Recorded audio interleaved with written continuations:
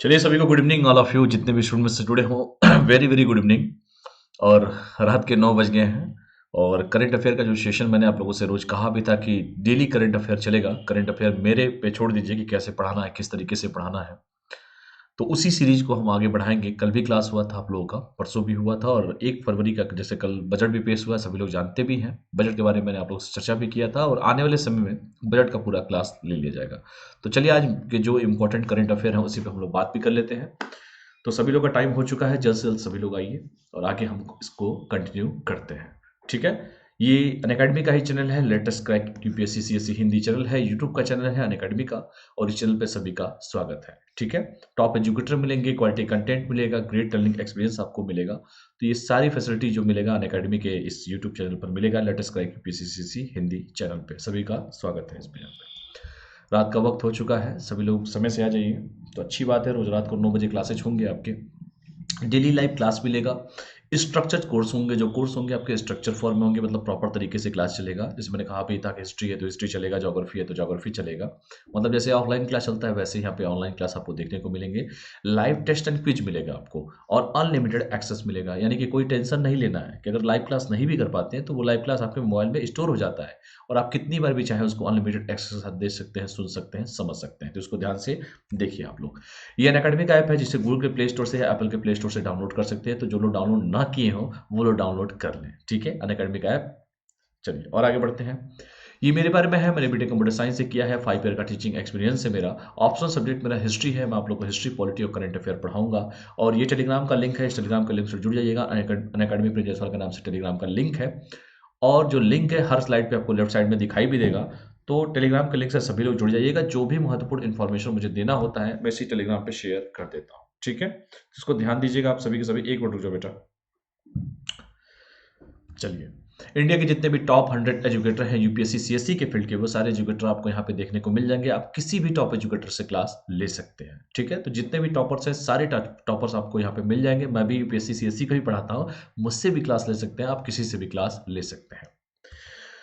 और सब्सक्रिप्शन के बारे में थोड़ा सा और भी बता दूं। जैसे यूपीएससी सीएससी का सब्सक्रिप्शन जैसे है, जैसे पॉलिटी गवर्नेंस एंड आईआर का सब्सक्रिप्शन है, ज्योग्राफी का है, साइंस एंड टेक्नोलॉजी का है, एनसीईआरटी की समरी का सब्सक्रिप्शन है, हिस्ट्री का है, ऑप्शनल कोर्स है, एनवायरमेंट एंड इकोलॉजी है, आर्ट एंड कल्चर है, करंट अफेयर है, इंडियन इकोनॉमी है, प्रैक्टिस एंड स्ट्रेटजी का क्लास है, और आंसर राइटिंग कोर्स भी है। आप किसी भी कोर्स में सब्सक्रिप्शन ले सकते हैं और अपने क्लास को कंटिन्यू कर सकते हैं। और भी देखिए यूपीएससी सीएससी जीएस सब्सक्रिप्शन में दो तरह के प्लान है। एक प्लस प्लान होता है, दूसरा आइकॉनिक का प्लान होता है। तो जो प्लस का प्लान है वो 1 महीने का, 3 महीने का, 6 महीने का, 12 महीने का, 24 महीने का और 36 महीने का है।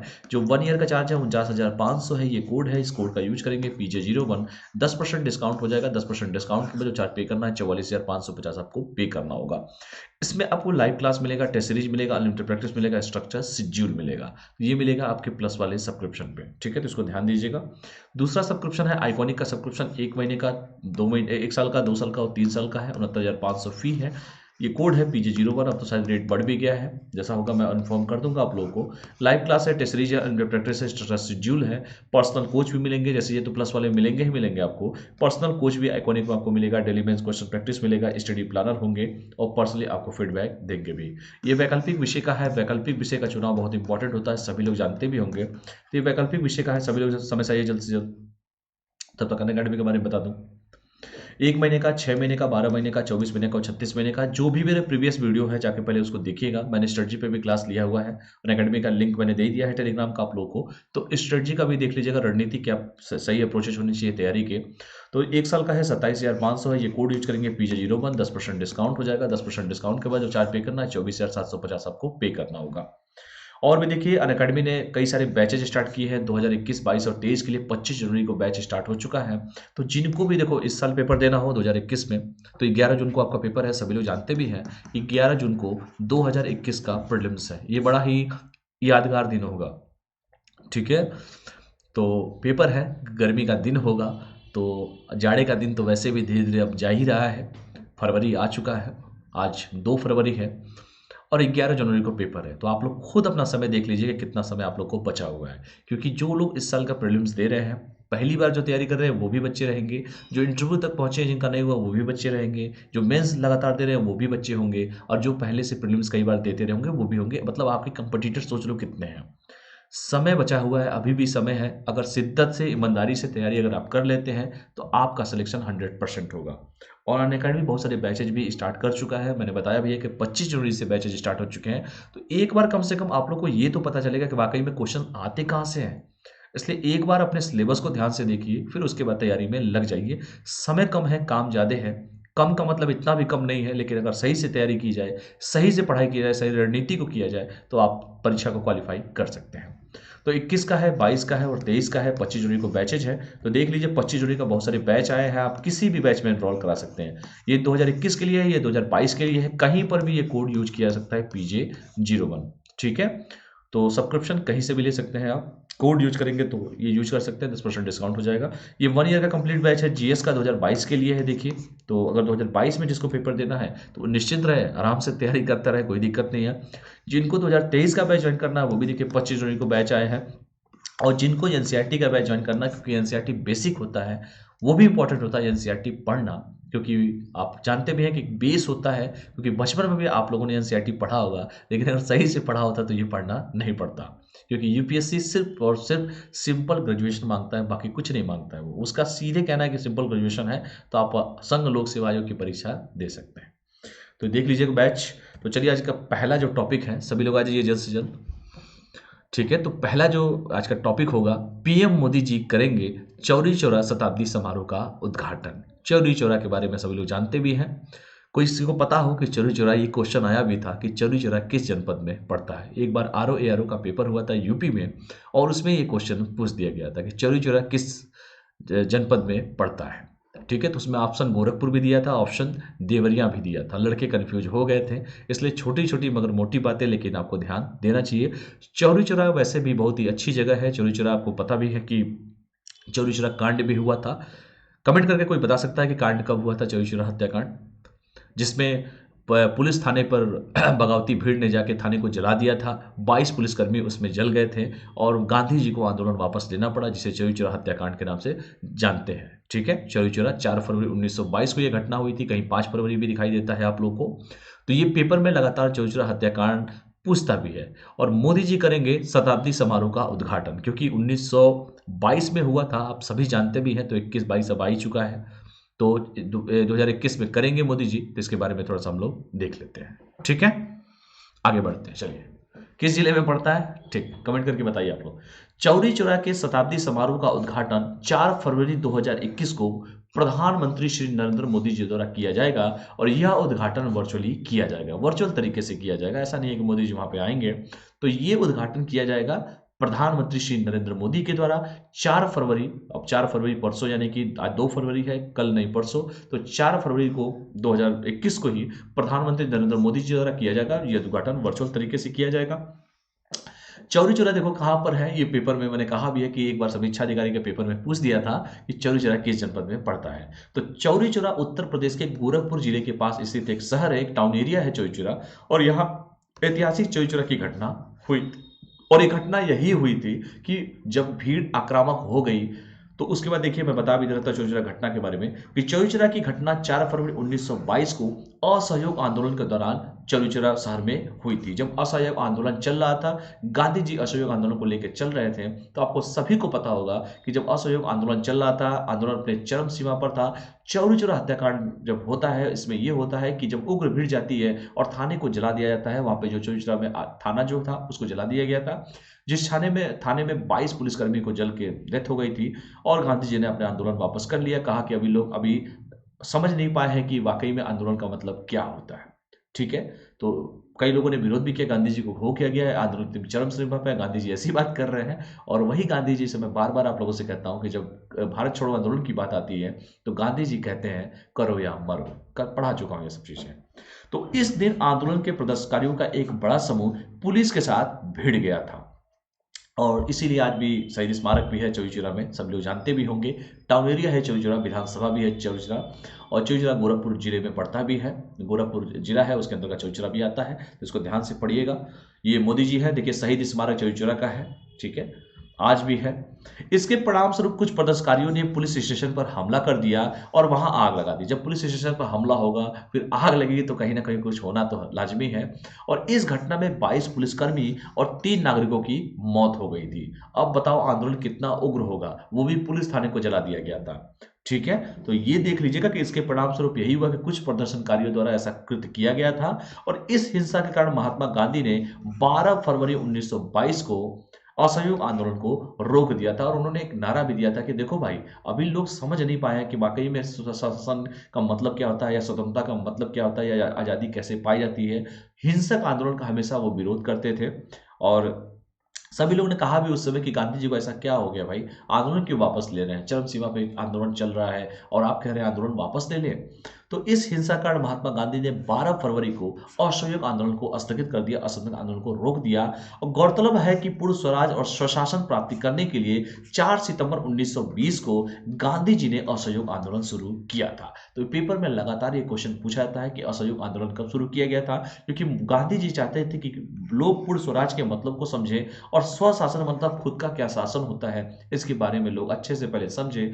जब गांधी जी समझाते रह गए और जब हिंसक भीड़ जो जाती है थाने को जला देती है, तो गांधी जी वही कहना उनका था कि लोग अभी तक स्वशासन के मतलब को समझ नहीं पाए हैं, पूर्ण स्वराज का क्या मतलब है इसका लोग अभी तक मतलब समझ नहीं पाए हैं। और हिंसक आंदोलन अगर होता है तो मैं इस आंदोलन को वापस ले लूंगा। और जब चौरी चौरा हत्याकांड होता था, जैसे मैंने कहा भी कि चरम सीमा पर एकदम एक्सट्रीम लेवल पर आंदोलन था, तो उन्होंने आंदोलन को वापस ले लिया था। ठीक है, तो इसको ध्यान से पढ़ लीजिएगा। शताब्दी समारोह होने जा रहा है, मोदी जी 4 फरवरी को इसका वर्चुअली तरीके से उद्घाटन करने वाले हैं, तो इसको भी ध्यान से आप लोग पढ़ लीजिएगा। पेपर में लगातार इससे क्वेश्चन पूछे जाते हैं और इतिहास के पन्नों में ये दिन हमेशा याद रहेगा सभी को। और आगे बढ़ते हैं। चौचौरा शताब्दी समारोह में वही सब चीजें हैं कि वही कि चौचौरा शताब्दी समारोह का उद्घाटन 4 फरवरी 2021 को पीएम मोदी जी करेंगे। और वह चौचौरा की घटना शताब्दी पर एक डाक टिकट भी जारी करेंगे, जैसे हमेशा होता है, इस साल भी यही होगा कि डाक टिकट जारी किया जाएगा। और स्वतंत्रता सेनानियों और शहीदों के परिवार भी इस कार्यक्रम में शामिल होंगे। जितने हमारे स्वतंत्रता सेनानी हैं और शहीद के जितने भी परिवार हैं, उन सभी परिवार इस कार्यक्रम में शामिल होंगे। और यह समारोह 4 फरवरी से शुरू होगा और 1 साल तक चलेगा, क्योंकि आपको पता है कि आज़ादी के 100 साल मतलब 200 मतलब 2022 में 100 साल पूरे होंगे। तो ये 4 फरवरी से तो शुरू होगा लेकिन 1 साल तक चलेगा। तो इसको भी ध्यान से आप लोग पढ़ लीजिएगा। और आपने मैंने पढ़ाया भी था, अभी पढ़ाऊंगा भी मैं आप लोगों को कि आज़ादी के 75 साल 2022 में पूरे होने वाले हैं 15 अगस्त 1947 के। और मोदी जी ने पहले ही कह दिया कि देखो भाई, हम तो 75 साल जो है 75 ईयर, ये यहाँ पर भी मैं लिख के शीशेट के माध्यम से कुछ बता देता हूँ आप लोग को, 1974। और ये देखिए 15 अगस्त 2022 को आपके 75 साल पूरे भी हो जाएंगे। तो उन्होंने कहा कि 75 सप्ताह पहले जो है हम देशभक्ति की भावनाओं को ओतप्रोत होने के बाद, जैसे कि 75 साल हो भी जाएंगे 2022 में, तो एक कार्यक्रम पर्यटन दिवस, खैर मैं बताऊंगा भी उसके बारे में आप लोगों को कि उन्होंने कोई क्या स्टार्ट किया है, पराक्रम दिवस, ये सब चीजें पढ़ा भी चुका हूं आप लोगों को। तो आज़ादी के 75 साल हो जाएंगे 2022 में। और हमारे मोदी जी ने कहा है कि 75 सप्ताह पहले से ही बड़े धूमधाम से काउंटडाउन शुरू कर दिया जाए। ये आप लोग को पढ़ा भी चुका हूं, अगर किसी को याद हो तो हमें कमेंट करके बता सकता है कि उसका नाम क्या दिया गया था। ठीक है, तो 4 फरवरी से ये स्टार्ट होगा, वर्चुअल तरीके से इसका उद्घाटन करेंगे मोदी जी। और जितने भी हमारे स्वतंत्रता सेनानी हैं, चाहे शहीदों के परिवार भी है, सब इस कार्यक्रम में शामिल होंगे। तो ये पेपर में कहीं से भी क्वेश्चन पूछा जा सकता है। वैसे भी राष्ट्रवाद बहुत ही हावी है, ये देखिए हमारे मोदी जी हैं, ठीक है, देश के पीएम हैं। आगे बढ़ते हैं अगला टॉपिक पे। यहां तक किसी को कोई डाउट है, कोई समस्या, कोई डाउट, किसी को भी कोई डाउट हो, कोई समस्या हो तो आप लोग बेहिचक पूछिए। रात का समय है, सभी लोग जानते भी हैं। अगला देखते हैं कि प्रबुद्ध भारत की 125वीं वर्षगांठ को पीएम मोदी संबोधित करेंगे। अब ये प्रबुद्ध भारत क्या है, अब तो कर भी चुके हैं, वो 31 जनवरी को हुआ था। और पीएम मोदी तो खैर आजकल देख ही रहे हैं आप, जैसे मैंने कहा कि आज़ादी के 75 साल 15 अगस्त 2022 में पूरे होंगे और 75 सप्ताह पहले, क्योंकि काउंटडाउन अभी तक शुरू हो चुका है। और उन्होंने जितने अधिकारियों को है पहले अलर्ट कर दिया है कि देखिए आप लोग हर हफ्ते एक कम से कम कुछ ना कुछ ऑडिट करते रहिए, बताते रहिए। खैर, तो प्रबुद्ध भारत पे हम लोग बात कर लेते हैं। ठीक है, 31 जनवरी को प्रबुद्ध भारत की 125वीं वर्षगांठ समारोह का आयोजन किया जाएगा। अब तो हो भी चुका है, 31 जनवरी जा भी चुका है। और प्रधानमंत्री नरेंद्र मोदी इस वर्षगांठ समारोह को संबोधित करेंगे, क्योंकि 125वीं वर्षगांठ समारोह आयोजन हो चुका है और मोदी जी के द्वारा इसका सभा को संबोधित करेंगे, जाहिर सी बात है। प्रबुद्ध भारत क्या है थोड़ा देख लेते हैं। प्रबुद्ध भारत रामकृष्ण ऑर्डर की एक मासिक पत्रिका है और इस पत्रिका की शुरुआत स्वामी विवेकानंद ने 1896 में की थी। तो विवेकानंद साहब ने जब 1896 में की थी। अच्छा एक बात बताओ मुझे, कमेंट करके आप लोग बताइए कि स्वामी विवेकानंद साहब जो है पहली बार शिकागो सम्मेलन में कब गए थे? शिकागो सम्मेलन में विवेकानंद साहब कब जाते हैं, जहां पर उन्होंने भाषण भी दिया था और वो भाषण ऐतिहासिक भाषण था, हिंदी में भाषण दिया था उन्होंने, देश भारत को संबोधित किया, मतलब भारत के की तरफ से वो गए थे शिकागो सम्मेलन में। कब गए थे बता सकता है कोई? बताइए आप सभी के सभी, सभी लोग कमेंट कीजिए। शिकागो सम्मेलन में स्वामी विवेकानंद साहब कब गए थे, किस साल गए थे? Option A 1891, option B 1892, option C 1893, option D 1894। बताइए आंसर दीजिए सभी के सभी। चलिए भाई ए बी सी डी भी कर देता हूँ। ए हो गया, ये बी हो गया, ये सी हो गया और ये डी हो गया। आंसर दीजिए सभी के सभी। ये पेपर में लगातार क्वेश्चन पूछा गया है। तो प्रबुद्ध भारत क्या है? प्रबुद्ध भारत रामकृष्ण ऑर्डर की एक मासिक पत्रिका है और इस पत्रिका की शुरुआत स्वामी विवेकानंद साहब के द्वारा की गई थी, 1896 में की गई थी। ये पॉइंट भी नोटेड। और 1896 में आप 125 जोड़ेंगे तो मुझे लगता है कि 9 6 5 11 होता है, 9 2 11 12 होता है, 8 1 9 होता है, ठीक है। और ये हाँ, तो 125 जोड़ेंगे तो ये हो जाएगा 2021 हो जाएगा, ठीक है। तो जोड़ के देख लीजिएगा, आ जाएगा आपका। तो अद्वैत आश्रम जो है आपका मायावती द्वारा प्रबुद्ध भारत की 125वीं वर्षगांठ समारोह का आयोजन किया जाएगा। और प्रबुद्ध भारत पत्रिका ने देश के प्राचीन आध्यात्मिक ज्ञान के संदेश को फैलाने के लिए एक प्रमुख माध्यम के रूप में काम किया है और इसीलिए 125वीं वर्षगांठ समारोह का आयोजन किया जा रहा है। और ये जो है, जो अबुद्ध भारत जो है, ये एक पत्रिका है और देश के प्राचीन आध्यात्मिक ज्ञान के संदेश को हर जगह इसका फैलाने का काम है और इसी के माध्यम से ये काम किया भी जा रहा है। तो 1896 में इसकी शुरुआत की गई थी। कमेंट करके आप बताइए कि कब गए थे शिकागो सम्मेलन में। शिकागो कहां पड़ता है ये भी कमेंट करके आप लोग बता दीजिए, ठीक है। और आगे बढ़ते हैं। प्रबुद्ध भारत पत्रिका का प्रकाशन मद्रास से शुरू हुआ था। मद्रास की बात आती है तो बताइए मद्रास कहां पर है इस समय, किस राज्य में पड़ता है मद्रास, और वहां के सीएम कौन है? कमेंट करके ये भी आप मुझे बताइए। और यह पत्रिका 2 वर्षों के लिए चेन्नई में प्रकाशित हुई थी और उसके बाद इसका प्रकाशन अल्मोड़ा से शुरू किया गया था, ठीक है। तो अल्मोड़ा कहां पर है कोई बता सकता है? ये आपका उत्तराखंड में है, ठीक है। अल्मोड़ा आपने सुना भी होगा, एक बहुत अच्छा टैगलाइन भी है। उत्तराखंड में अल्मोड़ा है, तो इसका प्रकाशन उसके बाद अल्मोड़ा से किया गया। शुरुआत तो 2 वर्षों के लिए चेन्नई में प्रकाशित हुई थी, उसके बाद इसका प्रकाशन चेंज करके अल्मोड़ा कर दिया गया। इसके बाद अप्रैल 1899 में फिर से पत्रिका का प्रकाशन का स्थान अद्वैत आश्रम में स्थानांतरित कर दिया गया। तब से यह पत्रिका अद्वैत आश्रम से लगातार प्रकाशित हो रही है। तो इसको आप लोग ध्यान से पढ़ लीजिएगा, ठीक है। तो इसके बाद अप्रैल 1899 में फिर से इस पत्रिका का प्रकाशन स्थान जो चेंज कर दिया गया है, अद्वैत आश्रम में स्थानांतरित कर दिया गया है। तब से यह पत्रिका जो है अद्वैत आश्रम से लगातार प्रकाशित हो रही है और कई महान हस्तियों ने इस पत्रिका में योगदान दिया है। इसमें बाल गंगाधर तिलक साहब ने दिया है, नेताजी सुभाष चंद्र बोस साहब ने दिया है, पूर्व राष्ट्रपति सर्वपल्ली राधाकृष्णन साहब ने दिया है, श्री अरविंदो घोष ने दिया है और सिस्टर निवेदिता भी इसमें शामिल है। तो इसको बहुत इंपॉर्टेंट है, इसको पढ़ लीजिएगा। और प्रबुद्ध भारत की 125वीं वर्षगांठ को पीएम मोदी संबोधित अब करेंगे। अब तो खैर 31 जुलाई को कर भी दिया है, जैसे मैंने कहा भी है कि 1896 में इसकी शुरुआत की गई थी, ठीक है। शुरुआती दौर में चेन्नई से शुरुआत किया गया था, लेकिन इसके बाद इसका प्रकाशन अल्मोड़ा से कर दिया गया और जैसे मैंने कहा कि प्रकाशन अल्मोड़ा से हो चुका है। अब इसके बाद अप्रैल 1899 में फिर से इस पत्रिका का स्थान बदल करके अद्वैत आश्रम में स्थानांतरित कर दिया गया है। तब से यह पत्रिका अद्वैत आश्रम से लगातार प्रकाशित हो रही है और कई महान हस्तियों ने इस पत्रिका में अपना योगदान दिया है, जिसमें बाल गंगाधर तिलक साहब भी थे, नेताजी सुभाष चंद्र बोस भी थे और आपके पूर्व राष्ट्रपति सर्वपल्ली राधाकृष्णन साहब भी थे, अरविंदो घोष भी थे और आपकी सिस्टर निवेदिता भी इसमें शामिल थी। इसको भी आप लोग आराम से पढ़ लीजिएगा। यहां तक कोई डाउट है किसी को भी? कोई भी डाउट? जितने भी स्टूडेंट जुड़े हो मुझसे, कोई डाउट हो तो आप लोग बताइए, नहीं तो हम आगे बढ़े। कोई भी डाउट हो तो आप बताइए, नहीं तो हम आगे बढ़े फिर, ठीक है। तो इसको आप लोग आराम से पढ़िएगा प्रबुद्ध भारत 125वीं वर्षगांठ को पीएम मोदी संबोधित कर दिए हैं, 31 जनवरी को कर दिए हैं। और कब से इसकी शुरुआत हुई थी, ये क्वेश्चन मैंने आपसे पूछा था, 1896 में शुरुआत हुई थी। प्रकाशन की बात आई थी, तो प्रकाशन मैंने कहा कि शुरुआत में प्रकाशन जो था वो मद्रास से होता था, उसके बाद 2 वर्षों के लिए चेन्नई में प्रकाशित होता था, उसके बाद अल्मोड़ा कर दिया गया, बाद में प्रबुद्ध भारत, प्रबुद्ध जो आश्रम है, अद्वैत आश्रम जो है, उसमें इसका स्थापना किया गया था, प्रबुद्ध भारत का छपाई होती थी।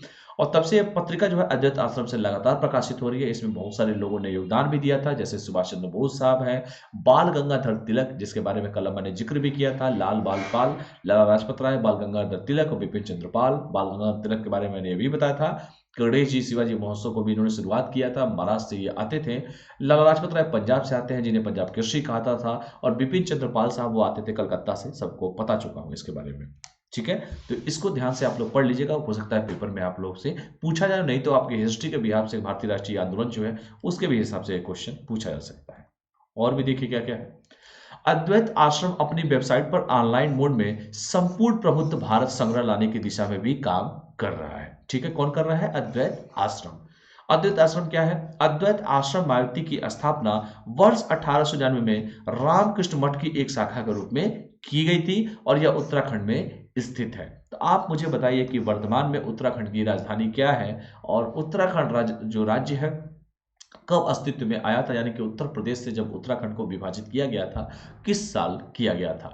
एग्जैक्ट डेट बताइए मुझे, क्योंकि सन 2000 में 3 राज्यों को अलग किया गया था, जैसे यूपी से उत्तराखंड हुआ, आपके मध्य प्रदेश से छत्तीसगढ़ हुआ और बिहार से झारखंड को अलग किया गया था। तो वर्तमान में उत्तराखंड के सीएम कौन है, चीफ मिनिस्टर कौन है और वर्तमान में वहां के राज्यपाल कौन है, थोड़ा कमेंट करके आप हमको बताइए। ठीक है, जितने लोग हम मुझे तब तक कमेंट कीजिए और बताइए तब तक। मायावती की, हाँ ठीक है, अद्वैत आश्रम 1899 में। जल्दी जल्दी आंसर दीजिए। उत्तराखंड, अभी एक लड़की जो है, बालिका दिवस कब मनाया जाता है, पहले तो ये बताइए मुझे, बालिका दिवस कब मनाया गया, इस साल कब मनाया गया है बालिका दिवस? चलो ऑप्शन भी दे देता हूं बालिका दिवस के बारे में। ए 21 जनवरी, बी 22 जनवरी, सी 23 जनवरी, ये 22 है, और डी 24 जनवरी। आंसर दीजिए कब मनाया जाता है। और ये बताइए कि अभी तक आपने नायक पिक्चर में आपने देखा होगा, और नायक पिक्चर में अनिल कपूर एक दिन के सीएम बनते हैं, और बालिका दिवस के दिन उत्तराखंड में एक लड़की जो है जिसको एक दिन का सीएम बनाया गया है, उसका नाम क्या है? कमेंट करके प्लीज आप लोग मुझे बताइए, ये पढ़ा भी चुका हूं आप लोगों को। आंसर दीजिए एबीसीडी में, कमेंट करिए सभी लोग जितने भी स्टूडेंट जुड़े हों, कमेंट कीजिए जितनी जल्द से जल्द सभी लोग, जल्दी जल्दी कमेंट कीजिए सभी लोग जितने भी स्टूडेंट जुड़े हो मुझसे। तो अद्वैत आश्रम मायावती की स्थापना 1899 में रामकृष्ण मठ की एक शाखा के रूप में हुई थी और यह उत्तराखंड में स्थित है। कब हुआ था? जल्दी जल्दी आंसर दीजिए।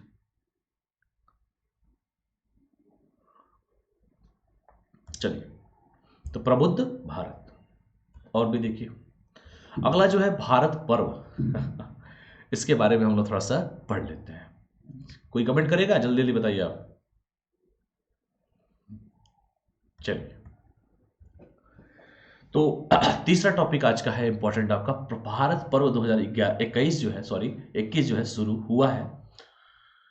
क्या है इसके बारे में थोड़ा सा हम लोग देख लेते हैं। और आजकल सरकार तो खैर देख ही रहे हैं, आजकल राष्ट्रवाद बहुत हावी भी है।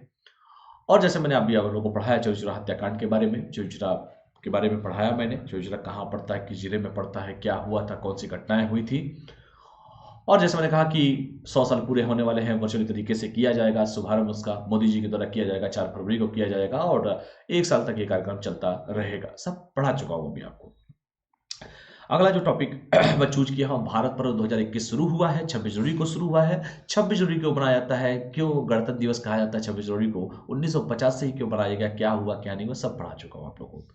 तो भारत की भावना को मानने वाले वार्षिक कार्यक्रम भारत पर्व का आयोजन वर्चुअली तरीके से 26 जनवरी 2021 से 31 जनवरी तक किया जा रहा है, अब तो हो भी चुका है। और भारत पर्व का आयोजन आत्मनिर्भर भारत और एक भारत श्रेष्ठ भारत की थीम पर किया जा रहा है। बड़ा इंपॉर्टेंट टॉपिक है ये। और आजकल देख रहे हैं राष्ट्रवाद इतने चरम सीमा पर है, सरकार आत्मनिर्भर भारत की बात कर रही है। सरकार आज बात कर रही है, गांधी जी तो कम से कम 100 साल पहले इस बात को करते थे। गांधी जी ने कहा भी था उस समय कि सूत काटने से और चरखा चलाने से देश की गरीबी को तो हम नहीं दूर कर सकते, लेकिन लोगों के अंदर आत्मस्वावलंबन की भावना को जरूर पैदा कर सकते हैं। यह गांधी जी का स्टेटमेंट था। सरकार आज उसी आत्मनिर्भरता की बात कर रही है और कुछ नहीं कर रही है। वही बात गांधी जी 100 साल पहले कह चुके थे ये बात। इसलिए मैं कहता हूं कि मॉडर्न हिस्ट्री में गांधी के बारे में पढ़िए आप लोग, गांधी जी के बारे में। गांधी जी जो काम 100 साल पहले बता रहे थे, वो आज हम लोग उसको फॉलो कर रहे हैं, वो आज उसकी चर्चा की जा रही है, वो आज उसको हर जगह एक्सप्लोर किया जा रहा है। आत्मनिर्भर बनिए, आत्मनिर्भर बनिए, आपने सुन भी रहे होंगे आप लोग। तो ये बातें तो 100 साल पहले की जा चुकी है। आत्मनिर्भर बनने का मतलब ये है, आप देखते होंगे कि शहर और गांव में दो चीजें हैं। मैं थोड़ा सा सोशियोलॉजी के साथ समझा रहा हूं। शहर में हर आदमी कमाने वाला है, हर आदमी अपना अपना पॉकेट मनी, बच्चे हैं ट्यूशन पढ़ा रहे हैं, अपने पॉकेट मनी निकाल रहे हैं, कोई किसी पे डिपेंड नहीं है। मैक्सिमम लोग की बात कर रहा हूँ, शहरों की बात कर रहा हूँ, इलीट क्लास की भी अगर बात करी जाए तो। लेकिन गांव में भी क्या है, एक आदमी कमाने वाला है, 10 लोग उसके पीछे, उस पर डिपेंड है, उस इंसान पे डिपेंड है। अगर महिलाओं के प्रोस्पेक्टस से मैं बात करूं, प्रोस्पेक्ट से बात करूं, तो जो औरतें, जो महिलाएं जो हैं, जो जॉब कर रही हैं, वो आत्मनिर्भर है। इसलिए आत्मनिर्भर है कि भाई वो, उनकी सैलरी आ रही है, वो अपने पति पे उतना डिपेंड नहीं है कि भाई पति पैसा नहीं देगा तो परिवार कैसे चलेगा, क्योंकि वो डिपेंड नहीं है, वो आत्मनिर्भर है। और गांव में भी आज भी बहुत सारे, आपने देखा होगा कि जब फॉर्म भी फिलअप आप लोग करते होंगे तो उसमें पूछता है कि आपके पिताजी का ऑक्यूपेशन क्या है, पेशा क्या है, आपकी माता जी क्या करती हैं, तो आप लोग बड़े चौड़े होकर लिखते हैं हाउस वाइफ है माता जी। अच्छी बात है। आत्मनिर्भरता के प्रोस्पेक्टस से अगर देखा जाए तो इन चीजों को आप लोग खुद फील करते होंगे। मेरे कहने का बस मतलब यही है यहाँ पे कि शहर में हर व्यक्ति कमाने वाला है। कोई किसी से, छोटा बच्चा है 10th क्लास में पढ़ रहा है, 12th क्लास में पढ़ रहा है, 6th क्लास के बच्चे को ट्यूशन पढ़ा रहा है, अपना पॉकेट मनी निकाल रहा है, उसे एक शब्द दे दिया गया पॉकेट मनी, ताकि बच्चा अपना पैसा निकाल ले अपने, मतलब जो खर्च है, ऐसा नहीं है। मैं यहाँ पे थोड़ा ब्रेक करके कुछ और भी चीजें मैं आप लोग को ब्रीफ में समझाना चाहता हूँ, ताकि जीवन भर वो चीजें आप लोग को काम दे। बार बार ये सब सुनेंगे आप लोग आत्मनिर्भर आत्मनिर्भर, तो वो बच्चा, ऐसा नहीं है कि उसके फादर पेड नहीं कर सकते हैं, पेमेंट नहीं कर सकते हैं, लेकिन वो बच्चा चाहता है कि अपने अंदर खुद आत्मस्वावलंबन की भावना को पैदा करना। तो वो बच्चा खुद चाहता है कि भाई मैं अपना पॉकेट मनी खुद से निकालूं। और जब उसके अंदर ये चीजें आ जाएंगी ना, तो उसको सिखाना नहीं पड़ेगा किसी भी चीज के लिए। मैंने महिलाओं का एग्जाम्पल क्यों दिया? मैंने महिलाओं का एग्जाम्पल इसीलिए दिया कि आज भी आप देखते हैं कि जो भी करना है उनके पति को डिसीजन लेना है, जो भी लेंगे उनके पति लोग डिसीजन लेंगे। सरकार तरह तरह की योजनाएं बना रही हैं। आप बताइए, मैंने अवनी चतुर्वेदी के बारे में बात किया था, भावना कंठ के बारे में बात किया था, आप लोगों सब सबके बारे में, हिमा दास के बारे में बात किया था मैंने आपको। ये एक रोल मॉडल है, एग्जाम्पल है। और अभी मैंने कहा भी कि एक बिटिया जो है 24 जनवरी को, आपने देखा होगा 23 है कि 24 है, कमेंट करके बताओ, मैंने तो आंसर भी दे दिया। चलो, बालिका दिवस के दिन आपने देखा होगा कि उत्तराखंड में एक बिटिया है, गोस्वामी, कौन सी गोस्वामी है, कमेंट तो, नाम तो जरूर पूछूंगा आप लोगों से, वो एक दिन की सीएम भी बनी थी। तो मेरे मानना यही है कि कि आत्मनिर्भर का मतलब ये होता है हर व्यक्ति अपने पे डिपेंड रहे, यार किसी और पे डिपेंड मत रहे वो, ठीक है। इसे कहते हैं आत्मनिर्भर और आत्मस्वावलंबन की भावना। इंडिया में क्या है, एक गांव का प्रधान भी है, उसका बेटा कोई और काम नहीं करेगा, वो किसी लाइब्रेरी की दुकान पे काम नहीं कर सकता। आप सच्चाई जो है वो फैक्ट बता रहा हूं मैं आपको। फॉरेन में और यहाँ पे बड़ा फर्क है। फॉरेन में आप देखेंगे कि बराक ओबामा साहब की बिटिया लाइब्रेरी में काम करती थी, क्योंकि वो आत्मनिर्भर है,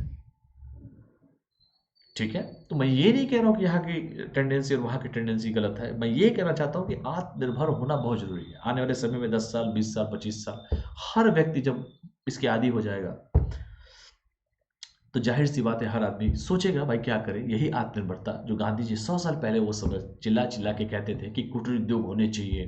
नेहरू जी कहते थे नहीं, औद्योगिकरण होना चाहिए, बड़ी बड़ी कंपनियां लगेंगी, कल कल कारखाने लगेंगे, तभी देश तरक्की करेगा। दोनों चीजें सही हैं, लेकिन इसका मतलब ये नहीं है कि कुटीर उद्योग बंद हो जाए। मैंने आपको आधुनिक भारत का आर्थिक इतिहास भी पढ़ाया था, तो उस समय भी बताया था कि अंग्रेजों के आने के पहले हमारी की आर्थिक स्थिति क्या थी। गांव आत्मनिर्भर था अंग्रेजों के आने के पहले। जब मैंने आप लोग को पढ़ाया था पूरा हिस्ट्री, मॉडर्न हिस्ट्री में, तो गांव के, अंग्रेजों के आने के पहले हमारा देश आत्मनिर्भर था। अंग्रेज हमारे किसान आत्मनिर्भर थे। उनको किसी के कहने पे फसल नहीं बोनी पड़ती थी। वो अपने जितनी उपभोग करना है फसलों का, जो खाना है उनको, उस हिसाब से पैदावार करते थे। और फसलों को बदल बदल के, मान लीजिए मैंने गेहूं बोया, मतलब धान बोया, गेहूं बोऊं आप धान बोए, आपसे मैं धन लूंगा, मैं आपसे गेहूं लूंगा, जो भी है एक बॉटल सिस्टम भी था जिसे क्रम विनिमय कहते हैं आप लोग। तो वो काम हो जाता था। वही आत्मनिर्भरता की बात आज हम लोग कर रहे हैं, ठीक है। और एक भारत श्रेष्ठ भारत, खैर कहने के लिए तो इसके नाम अनेक हो सकते हैं, लेकिन जो मेन मोटो यही है कि एक व्यक्ति पे, एक व्यक्ति सेंटर ऑफ मास पे, मान लीजिए आपके फादर है, तो आपके फादर पे ही सभी लोग डिपेंड है, आपके मदर, आपके सिस्टर, आपके ब्रदर, सभी लोग डिपेंड है, ठीक है। अगर ये मान लीजिए 10,000 पर मंथ कमाते हैं, ठीक है, तो सब इन्हीं पे डिपेंड है, ठीक है। लेकिन अगर सभी लोग इंडिविजुअल अपने खर्चे निकालें, तो फिर क्या डिपेंड होना पड़ेगा किसी को? नहीं। यही आत्मनिर्भरता का मेन सूत्र है। तो खैर काफ़ी लंबा चौड़ा आप लोगों को बता भी दिया, लेकिन सच्चाई यही है, ठीक है। तो अदरवाइज इस चीज़ों को ना लीजिएगा, मैंने उसका पूरा एक्सप्लेन कर दिया, ताकि कभी भी ये शब्द आप लोग सुन रहे हैं आत्मनिर्भर आत्मनिर्भर, यही आत्मनिर्भर का मेन जो एक्सप्लेनेशन है मैंने आपको दिया। और अपने हिसाब से जिस तरीके से क्वेश्चन कहीं पे भी पूछे तो आप लोग उसको पुट कर सकते हैं। एक भारत श्रेष्ठ भारत की थीम पर किया जा रहा है, तो इसको आप लोग ध्यान से देखिएगा। 26 जनवरी से 31 जनवरी के बीच ये किया गया है, और भारत पर्व का जो आयोजन है आत्मनिर्भर भारत और एक भारत श्रेष्ठ भारत की थीम पर किया जा रहा है। इस वर्चुअल इवेंट के तहत राज्यों और केंद्र शासित प्रदेशों के थीम वाले मंडप अपने पर्यटन स्थलों, हस्तशिल्प, भोजन और अन्य सुविधाओं का प्रदर्शन करेंगे। अच्छा, जितने भी राज्य और केंद्र शासित प्रदेश की मैंने बात की, आप इसमें वर्तमान में कितने राज्य हैं, कितने केंद्र शासित प्रदेश हैं, थोड़ा कमेंट करके आप लोग हमको बताइए कि वर्तमान में भारत में कितने राज्य हैं, कितने केंद्र शासित प्रदेश हैं।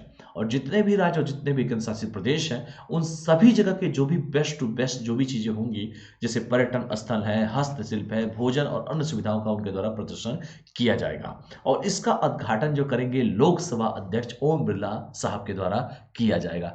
आप मुझे बताइए कमेंट करके कि ओम बिरला साहब जो लोकसभा स्पीकर जो है, वो किस लोकसभा क्षेत्र से आते हैं, और ये भी बताइए कि वो किस राज्य से आते हैं, किस लोकसभा क्षेत्र से आते हैं। ओम बिरला साहब बहुत ही खूबसूरत जगह है, कोटा का नाम आप लोगों ने सुना होगा, जो राजस्थान में पड़ता है।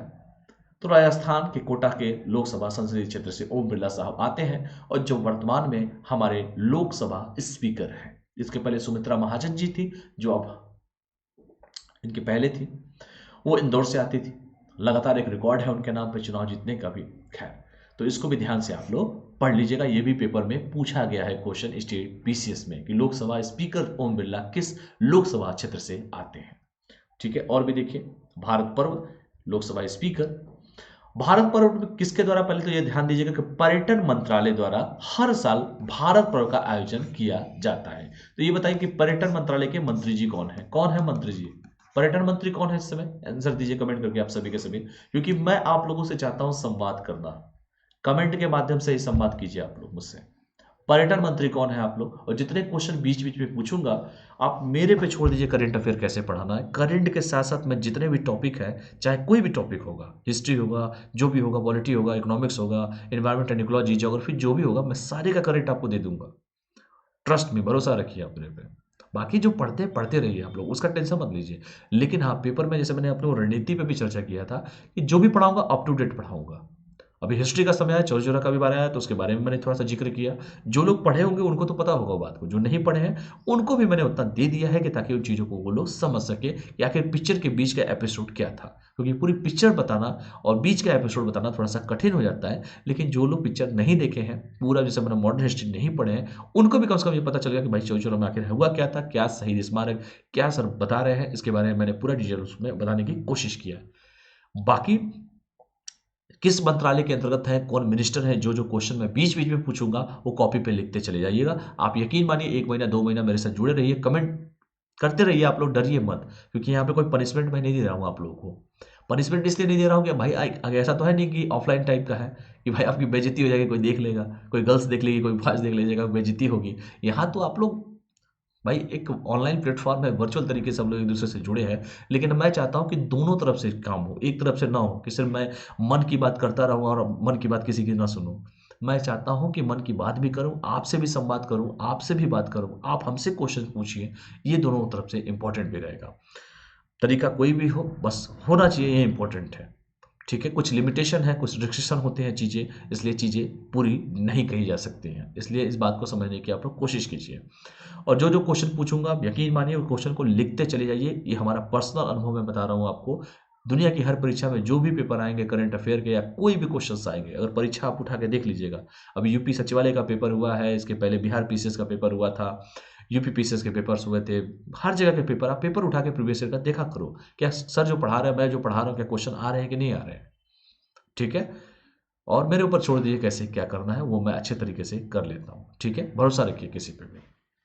देखिए, पर्यटन मंत्रालय जो मैंने कहा कि पर्यटन मंत्रालय कौन से मंत्री हैं, कमेंट करके आप बताइए। और इसे 2016 में शुरू किया गया था। वैसे भी मोदी जी 2014 में सत्ता में आए भी थे, आते हैं उन्होंने make in India, digital India, बहुत सारी योजना इंडिया पे उन्होंने काम भी किया था। यह कार्यक्रम गणतंत्र दिवस समारोह के अवसर पर लाल किले की प्राचीर के सामने आयोजित किया जाता है। लाल किला कहाँ पर है, सभी लोग जानते भी हैं कहाँ पर है लाल किला। और इस साल तो बड़ा अद्भुत नज़ारा था, खैर मैं क्या बोलूँ, लेकिन खैर मैं कुछ बोल नहीं सकता इस प्लेटफॉर्म पे। देशभक्तिपूर्ण उत्साह पैदा करने के उद्देश्य से कार्यक्रम आयोजित किए जाते हैं और यह भारत की समृद्ध और विविध संस्कृतियों को भी प्रदर्शित करता है। यानी कि जो हमारी संस्कृति है, जो हमारे संस्कार हैं, जो हमारे संस्कृति के जो आयाम्स हैं, तरह तरह की हर जगह संस्कृति है, तरह तरह हर जगह त्यौहार भी मनाए जाते हैं। ये भारत का कल्चर भी तो अद्भुत है। हर 100 किलोमीटर पे कुछ अलग अलग आपको दिखाई देता है, फिर भी हम अनेकता में एकता की बात करते हैं और सुकून से, शांति से, सभी लोग समन्वय के साथ, कोऑर्डिनेशन के साथ हम एक दूसरे के साथ रहते हैं। ठीक है, इतने सारी जातियां उपजातियां रहने के बावजूद भी आज हम सभी लोग मिलजुल के बड़े सुकून के साथ सभी लोग रहते भी हैं। तो देशभक्ति उत्साह पैदा करने के उद्देश्य से ही भारत पर्व का आयोजन किया गया है और भारत की समृद्ध और विविध संस्कृति को भी यह प्रदर्शित करता है। तो इसको भी आप लोग आराम से पढ़ लीजिएगा। और भी देखिए, इस पर्व में देश भर के हस्तशिल्प, संगीत, नृत्य, हथकरघा, पेंटिंग, साहित्यिक सामग्री और अन्य विशेषताओं को केंद्रीय मंत्रालयों और अन्य संगठनों जैसे सांस्कृतिक मंत्रालय है, आयुष मंत्रालय है, सूचना और प्रसारण मंत्रालय की मीडिया इकाइयों, रेल मंत्रालय इत्यादि द्वारा प्रदर्शित किया जाता है। और यकीन मानो बेटा, जितने भी मंत्रालय बोल रहा हूं मैं, चाहे आयुष हुआ, सूचना प्रसारण हुआ या रेल मंत्रालय हुआ, बेटा सारे के मंत्री जी का नाम जरूर याद रखना। पेपर में ऐसे भी क्वेश्चन उठा पूछ सकता है कि रेल मंत्रालय निम्नलिखित में से कौन है। ठीक है, तो ये 4 क्वेश्चन देखो मैंने यहाँ पे आप लोग को दे दिया। बात आई पेंटिंग की, जैसे मिथिला पेंटिंग है, मधुबनी पेंटिंग है, मधुबनी पेंटिंग है, चलो मिथिला अलग हो गया, तो मधुबनी पेंटिंग है, तो कोई भी चीज पूछ, हथकरघा उद्योग क्या है, हथकरघा कहाँ पर है। जैसे मैं कालीन के बारे में बोल दूं तो सभी जानते हैं कि पूरा वर्ल्ड फेमस है भदोही कालीन, वैसे भी मिर्जापुर कालीन भैया भी थे। ठीक है, संगीत, नृत्य, ये सब चीजें की जाती है। किस किस डिपार्टमेंट के थ्रू की जाती है, ये सारा डिपार्टमेंट चारों का देख लीजिएगा आप लोग। भारत पर्व 2021 और भी देख लीजिए, ये भारत पर्व के वर्चुअल इवेंट में गणतंत्र दिवस की परेड की झलक और सशस्त्र बलों के संगीत बैंडों की रिकॉर्डिंग भी उपलब्ध होगी। और इस इवेंट में central institute of hotel management और इंडियन culinary इंस्टीट्यूट भी वीडियो के माध्यम से अपनी पाक कला का प्रदर्शन करेंगे भी। तो ये भी आप लोग इस चीज को देख लीजिएगा और ये वर्चुअली तरीके से किया जाएगा, इसको भी ध्यान से आप लोग देख लीजिएगा। ठीक है, यहां तक किसी कोई समस्या समस्या हो तो बताओ। रात का समय है, अब कितनी समस्याएं होंगी आप लोग को। हाँ? रात में कौन सी समस्या होती है, रात के बाद दिन आता है, दिन के बाद रात आता है, तो रात और दिन बड़ा इंपॉर्टेंट है। रात रात होती है, दिन दिन होता है। हर अंधेरे के बाद उजाला आता है,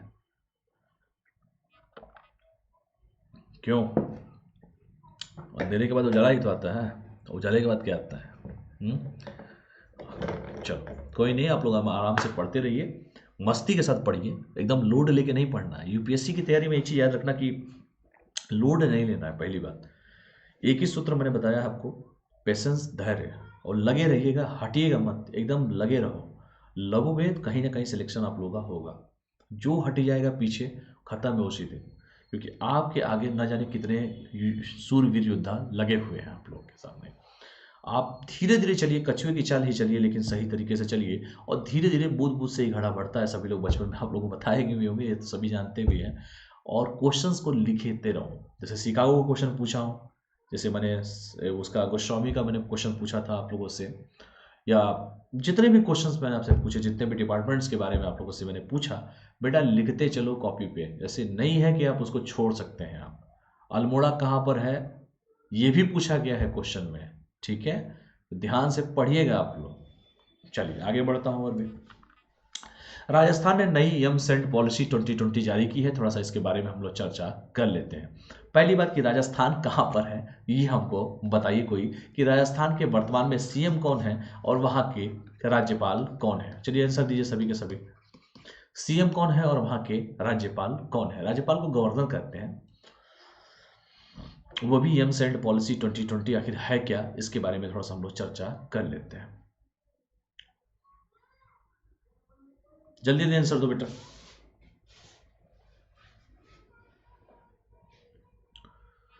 आंसर दीजिए सभी के सभी। आंसर दो सभी के सभी, जितने भी लोग मुझसे जुड़े हो।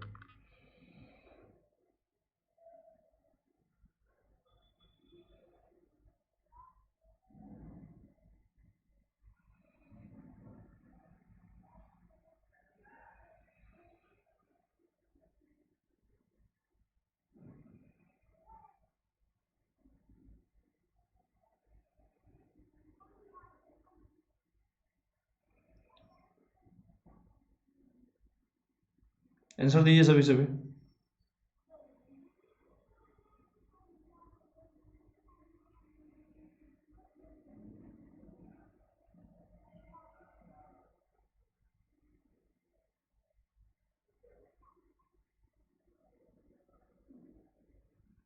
जितने भी स्टूडेंट जुड़े हैं आंसर देने की कोशिश कीजिए सभी सभी।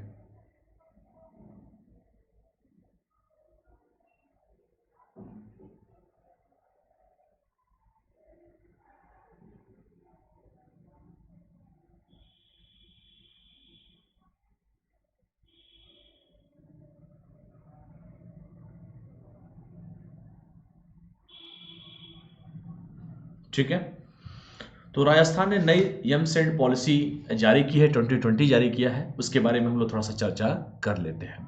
राजस्थान की राजधानी जयपुर है, जिसे पिंक सिटी कहते हैं। राजस्थान के सीएम जो है वो है इसमें अशोक गहलोत साहब है, जो कांग्रेस से है। राजस्थान के राज्यपाल जो है कलराज मिश्र जी हैं। ठीक है, जो पहले सूक्ष्म लघु उद्योग मंत्री हुआ करते थे, उसके बाद हिमाचल प्रदेश के राज्यपाल बने। फिर उसके बाद धीरे कहा कि नहीं छोटा यार ठंड लग रही है तो हमको ट्रांसफर करो, तो धीरे से उनको ट्रांसफर कर दिया गया राजस्थान में। ठीक है, खैर जस्ट जोकिंग।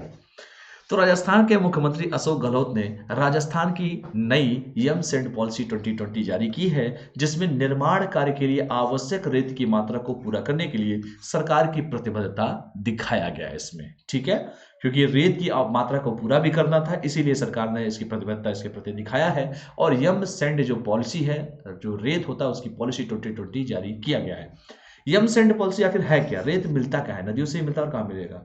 नदियों से पारंपरिक रेत पर निर्भरता कम करने के उद्देश्य से यम सेंड पॉलिसी शुरू की गई है। और इस नीति के माध्यम से राज्य में निर्मित रेत मैन्युफैक्चर्ड सेंड या यम सेंड के उपयोग और उत्पादन को प्रोत्साहित किया जाएगा, क्योंकि राजस्थान में रेत भी है, रेत ही रेत है। ठीक है, ऊंट को रेगिस्तान का जहाज क्यों कहा जाता है, बचपन में आप लोगों ने पढ़ा होगा। ठीक है, ऊंट का पैर गद्दार होता है, वह कटीली भूमि रेतीली भूमि पर चल सकता है, इसलिए ऊंट को राजस्थान का जहाज कहा जाता है। ये पढ़ता होगा आप लोग। तो इस नीति के माध्यम से राज्य में निर्मित रेत मैन्युफैक्चर्ड सेंड या यम सेंड के उपयोग और उत्पाद को प्रोत्साहित किया जाएगा। तो ये आप लोग आराम से पढ़ लीजिएगा। ये किसके द्वारा किया गया है, ये राजस्थान के मुख्यमंत्री जी द्वारा किया गया है। सरकार की ये प्रतिबद्धता को भी दिखाता है ये जो नई सेंड पॉलिसी 2020 जारी की गई है। यहां तक किसी कोई डाउट, कोई भी डाउट किसी को भी? ठीक है, और आगे बढ़ते हैं। तो यम सेंड पॉलिसी देखिए। ठीक है, ये रिवर का सेंड है, ये यम सेंड है। और भी देखिए, इस नीति से राजस्थान के खनन क्षेत्रों में खदानों से उत्पन्न कचरे की समस्या का भी समाधान हो जाएगा। और इससे स्थानीय स्तर पर सबसे इंपॉर्टेंट चीज है, रोजगार के बड़े अवसर पैदा होंगे। और रोजगार के लिए तो देख रहे सारी लड़ाई हो रही है, चाहे स्टूडेंट भी रोजगार की ही बात कर रहा है, वो भी चाहता है सरकार से अधिक वैकेंसी निकले। खैर मैं इस पर कुछ बोलूंगा नहीं, समझदारों के लिए इशारा काफी होता है। इस नीति ने यम सेंड इकाइयों की उद्योगों को दर्जा दिया गया, यानी कि ये जो यम सेंड इकाइयां हैं उनको उद्योगों का भी दर्जा दिया गया है। नीति की आवश्यकता क्यों पड़ी, आखिर इस पॉलिसी की क्या आवश्यकता पड़ गई? राजस्थान में रेत की उपलब्धता निर्माण कार्यों की आवश्यकता के अनुसार नहीं है और विभिन्न निर्माण कार्यों के लिए लगभग 70 मिलियन टन नदी की रेत की मांग है, लेकिन राज्य में केवल 20 यम सेंड इकाइयां ही चल रही हैं। इसलिए इसकी समस्या को निदान देने के लिए यम सेंड पॉलिसी जारी किया गया है। यही सबसे मेन रीजन भी है। ठीक है, अच्छा मकराना कहां पे पड़ता है? मकराना का टाइल्स आप लोग सुनते होंगे, वो कहां पर पड़ता है मकराना? एक टाइल्स है, संगमरमर है, मार्बल है, मकराना का बड़ा फेमस है।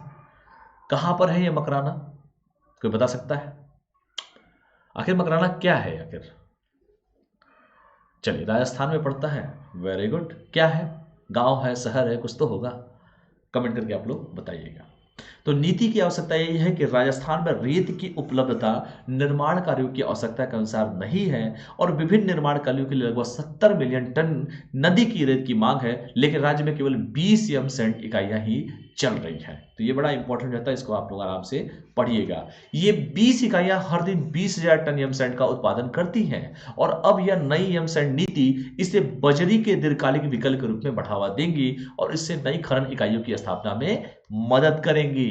जिसको आप लोग आराम से पढ़िएगा। आप लोग यम सैंड क्या है बता ही चुका हूं कि यह नीति खनिजों के कुचल कर उत्पादित रेत के रूप में यम सैंड को परिभाषित करती है और यम सैंड वही आईएसओ कोड जो होता है 383-216 के मानकों को पूरा करता है। और एक मिनट जरा बेटा, इस यह रेत जो है, जो रेत है आपका उन खनिजों से प्राप्त होती है जो स्थानीय रूप से ग्रेनाइट, सिलिका, बेसाल्ट, बलुआ पत्थर, चतुरक के रूप में उपलब्ध होते हैं और इस रेत का उत्पादन खनिजों को 150 माइक्रोन के आकार के पत्थरों में कुचलकर किया जाता है। इसको भी आप लोग आराम से पढ़ सकते हैं, हालांकि इतना लंबा चौड़ा नहीं पूछेगा। बस एम सेंड पॉलिसी क्या है, कहाँ की पॉलिसी है, इसे क्या होगा, ये सब चीजें आप लोगों से पूछी जा सकती है। यहाँ तक किसी कोई डाउट, कोई समस्या, कोई भी डाउट हो तो पूछो। चलो आगे बढ़ते हैं। अब सरकार देखो जो है पुरानी गाड़ियां जितनी भी हैं उन पर जो है ग्रीन टैक्स लगाएगी। सरकार ने मन बना लिया है कि देखो प्रदूषण बहुत फैल रहा है, पुरानी गाड़ियां मार्केट से हट नहीं रही हैं, रोज नई नई गाड़ियां, नए नए डिजाइन की गाड़ियां जो है मार्केट में लॉन्च हो रही हैं। वैसे भी BS6 गाड़ियां आ भी चुकी हैं, सभी लोग इसको जानते भी होंगे। सरकार वैसे भी कह रही है कि भाई इलेक्ट्रिक वाहनों को हम सबसे ज़्यादा प्रमोट करें। और एक देश है, कोई बता सकता है कमेंट करके, कि वो देश जो है सबसे ज़्यादा इलेक्ट्रिक वाहनों की बिक्री करता है। वो देश अब ये कह चुका है ना, देश बिक्री नहीं करता है, ये मैं कहूँ आप लोगों से कि उसने कहा है कि सबसे ज़्यादा अब इलेक्ट्रिक वाहनों से क्या चलेंगे। वो देश है ब्रिटेन। ब्रिटेन ने कहा है कि इलेक्ट्रिक वाहनों को ही हम सबसे ज़्यादा चलाएंगे अब यहाँ पर। और भारत ने कहा है कि 2030 तक हम जो है इलेक्ट्रिक वाहनों को कम से कम 20% तक मार्केट में छोड़ के रखेंगे, मतलब चलें, ताकि हम लोग की निर्भरता कम हो इन सब चीज़ों पर, तेल उल पर निर्भरता कम हो। और एक कंपनी है जिसका नाम है टेस्ला, जो इलेक्ट्रिक वाहन बनाती भी है। उनके मालिक पूरे वर्ल्ड के सबसे रिचेस्ट मैन बने हैं। नाम किसी को पता है तो कमेंट करके आप हमको बता सकते हैं, उनके बारे में मैंने आप लोगों को पढ़ाया भी था। बताइए आप लोग, देखो कहाँ से कहाँ मैंने कड़ी जोड़ दिया आप लोगों को। ग्रीन टैक्स के बारे में बताया, ग्रीन टैक्स क्यों लगाया जाता है ये मैंने बताया, अभी बताऊंगा मैं। लेकिन ये जरूर बताया कि गाड़ियां पुरानी कैसे क्या हुई, सरकार का क्या चाहता है, ये एक एक कड़ी जुड़ा हुआ है। तो आप फ्लो में अगर पढ़ते चले जाएंगे तो आपका तो वैसे ही अपडेट होना है हर चीजें। तो सबसे पहले मुझे मंत्री जी का नाम बताओ, कौन है हमारे मंत्री जी? सड़क परिवहन मंत्रालय ने पुराने वाहनों पर अतिरिक्त कर लगाने का फैसला किया है। एक्स्ट्रा टैक्स लगाएंगे। वैसे भी क्या रोड टैक्स कम होता है? या तो गाड़ी हटा दो या तो सही रेट में भिजवाओ। लगाने का फैसला किया है और इस अतिरिक्त कर को ग्रीन टैक्स कहा जा रहा है। कितना प्यारा नाम है, ग्रीन टैक्स, पर्यावरण कर। हाँ? शुद्ध हो जाएगा, नाम कितना प्यारा प्यारा रखा जाता है। प्रदूषण पर अंकुश लगाने के लिए यह निर्णय लिया गया। आज स्थिति देखिए दिल्ली की या बड़े बड़े महानगरों की देखिए। अभी मैंने प्रदूषित शहरों का नंबर भी बताया था और इस बार के UPROR के पेपर में, मतलब सचिवालय का जो पेपर हुआ, उसमें क्वेश्चन भी पूछा था कि विश्व के सबसे ज्यादा प्रदूषित शहरों में से आप जानते हैं सबसे ज्यादा प्रदूषित शहरों की संख्या है भारत की है। टोटल 12 या 13 शहर जो है, 20 की अगर मैं बात करूं तो भारत के ही 12-13 शहर ऐसे हैं। सबसे ज्यादा लाहौर जो है प्रदूषित शहरों में है इस समय। खैर, ये क्वेश्चन पूछा गया है। तो पुराने वाहनों पर जो अतिरिक्त कर लगाया जाएगा जिसका नाम ग्रीन टैक्स रखा जाएगा। और ग्रीन टैक्स का मतलब यही होता है कि जो प्रदूषण पे भाई एक तरह से रोक लगाने के लिए टैक्स को लगाया गया है और अंकुश लगाने के लिए निर्णय लिया गया है। और यह लोगों को वाहनों के लिए पर्यावरण के अनुकूल विकल्पों पर स्विच करने के लिए भी प्रेरित करेगा कि भैया जब आपको टैक्स भरेंगे ना 2 बार 4 बार तो शांति से आप रहेंगे, माहौल थोड़ा सही से रखेंगे, ठीक है। दबाव बना रहेगा आप लोगों पर और दबाव बनना बहुत जरूरी भी है। तो सरकार कह रही है कि देखो ऐसा है कि आज तुम पुरानी गाड़ी को बदल दो, पुरानी गाड़ी को जल्द से जल्द बदलिए, नहीं तो आपके ऊपर टैक्स लगाएगा जिसका नाम है ग्रीन टैक्स। और ये अतिरिक्त कर होगा, पर्यावरण पर अंकुश लगाने के लिए होगा और ये जरूरी भी है। आज दिल्ली महानगरों में देखिए, आप लोग बड़े बड़े आवास में और फ्लैट में तो आप लोग रहते होंगे, HIG MIG LIG फ्लैट में तो आप रहते होंगे। लेकिन ये बताओ, वो तो चलो खरीद सकते हो उसको, तो आप रहते होंगे, जो लोग रहते होंगे, लेकिन क्या कोई पर्यावरण को खरीद सकता है? किसी की औकात है पर्यावरण को खरीदने की? नहीं है। ये पर्यावरण के साथ अगर आप छेड़छाड़ करेंगे तो पर्यावरण आपके साथ कितना छेड़छाड़ करेगी, इस बात को भी सोचना पड़ेगा। आज गांव का व्यक्ति जो है खुली हवा में सांस लेने के लिए स्वतंत्र है, क्योंकि भगवान ने वो गिफ्ट दिया है, क्योंकि ये प्राकृतिक चीजें हैं। लेकिन शहरों में क्या स्थिति है, ये सभी लोग जानते हैं कि महानगरों की जो हवा है, देखने में तो बड़ी लगती है हसीन वादियाँ, लेकिन सच्चाई क्या है ये सभी लोग, आप लोग जानते भी होंगे। कितनी तरह तरह की समस्या, खास करके बुजुर्गों को कितनी समस्याएं हैं इस पर्यावरण को लेके। और आप देख रहे हैं कोरोना महामारी में तो खैर आप लोगों ने देखा ही है, क्या शहर क्या गांव, हर जगह स्थिति खराब थी। और ये शहरों से आया था गांव में, गांवों से शहर में कोरोना महामारी नहीं गई थी, शहरों से लोगों ने गांव में लेके आया था। खैर ये भी आप लोग समझिए इस बात को। तो भारत गांव का देश है भाई, 65% जनसंख्या गांव में रहती है। तो लोग गांव, शहरों से गांव में लेके आए हैं कोरोना महामारी। कभी सुना है आप लोगों ने कि गांव से कहीं शहर में गया था वो महामारी? खैर, तो इन चीज़ों को भी आप देखिए। और आज जैसे मैंने कहा कि प्रकृति के साथ अगर कोई छेड़छाड़ करेगा तो प्रकृति कितना छेड़छाड़ करेगी ये आप सोच भी नहीं सकते। इसलिए प्रकृति के साथ छेड़छाड़ करना बंद करें सभी लोग। और सरकार का भी यही उद्देश्य है कि भाई जो है ऐसा है कि ग्रीन टैक्स हम लगा देंगे अगर आपने इसे बदतमीजी की है। इसलिए पुराने घरानों जितने भी वाहन हैं, और ये खैर इस पर तो राजनीति भी हो चुकी है, जब भी चुनाव था उसके पहले ये बात बोली गई थी, लेकिन खैर चुनाव बीच में आ गया था और लोगों के पास इतना पैसा कहाँ है कि एक बार वो अपनी गाड़ियों को बदल देंगे। वो ये भी एक समस्या भारत में है, ठीक है। हांगकांग के बारे में जब मैंने पढ़ाया था, उइगर मुसलमानों के बारे में, तो हांगकांग का जिक्र मैंने उस समय किया था कि राज्य सरकार के विरुद्ध कोई बोल नहीं सकता है, लेकिन हमारी डेमोक्रेसी में लोकतंत्र है, सरकार के विरुद्ध हम बोल सकते हैं। खैर ये सब चीजें हैं, आप लोग इस बात को समझिए। प्रदूषण को साफ हरा भरा सभी की रखने की नैतिक जिम्मेदारी है, ऐसा कहा भी गया है। और खैर आने वाला जनरेशन जो यूथ है 18 से 35 वाला, जो 65% का यूथ है, ये भी कोई बुजुर्ग होगा, अगर पर्यावरण खराब रहेगा तो फिर झेलेगा कौन? हम ही तो झेलेंगे, हम ही लोग तो झेलेंगे। इसलिए पर्यावरण को हरा भरा रखना बहुत जरूरी है। कई तरह के बच्चे सिंबल्स, तरह तरह के सरकार संकेत संकेत के माध्यम से करती है, दिखाना चाहती है उन चीजों को। खैर ये बहुत जरूरी भी है। आपने देखा होगा केदारनाथ त्रासदी भी आप लोगों ने देखा होगा, कैसे कैसे मतलब प्रकृति के साथ अगर छेड़छाड़ करेंगे तो प्रकृति कहीं की छोड़ने वाली नहीं है। ग्रीन टैक्स से प्रदूषण का स्तर कम होगा। सरकार ऐसा सोचती है कि अधिक से अधिक पैसा रेवेन्यू जनरेट हो जाएगा, तो पैसा मिलेगा सरकार को, सरकार उस पैसे को ही लोगों की साफ सफाई, दवा में, सब में खर्चा करेगी। देखो एक तरह से पैसा आता है सरकार के पास और एक तरफ सरकार पैसा उन चीज़ों पे खर्च करती है। बेसिक नीड क्या होता है? रोटी कपड़ा मकान होता है। अगर आपको शिक्षा मिले फ्री का, स्वास्थ्य मिले फ्री का, तो लोगों का पैसा बचेगा कि नहीं बचेगा? तो ग्रीन टैक्स से प्रदूषण का स्तर कम होगा और ग्रीन टैक्स से एकत्रित राजस्व को एक अलग खाते में रखा जाएगा। सरकार ने कहा कि उस पैसे को छेड़ेंगे नहीं, हम एकदम अलग से उसको रखा जाएगा, ताकि हम लोग को भी तो पता चले कि भारत में कितने ऐसे लोग हैं जो ग्रीन टैक्स भी भर रहे हैं। इस राशि का उपयोग प्रदूषण की समस्या से निपटने के लिए किया जाएगा। जहां प्रदूषण की समस्या होगी उससे निपटने के लिए इस पैसे को खर्च किया जाएगा। और राज्यों को उत्सर्जन पर नजर रखने के लिए अत्याधुनिक सुविधाएं स्थगित करने के लिए भी, स्थापित करने के लिए भी कहा गया है कि भैया आप उसको कंट्रोल करने के लिए जो भी आपके मॉडर्न इक्विपमेंट हो, सुविधाएं हो, जो भी लग्जरी जो भी चीजें हो। कई जगह तो स्तर नापने का पैमाना आ गया है, वायु प्रदूषण स्तर का, आप सब सुनते भी होंगे, दिल्ली में स्थापित करने के लिए कहा गया है। सरकार तो तरह तरह की फटकार भी सुप्रीम कोर्ट लगा चुका है, लेकिन खैर क्या किया जा सकता है, ठीक है।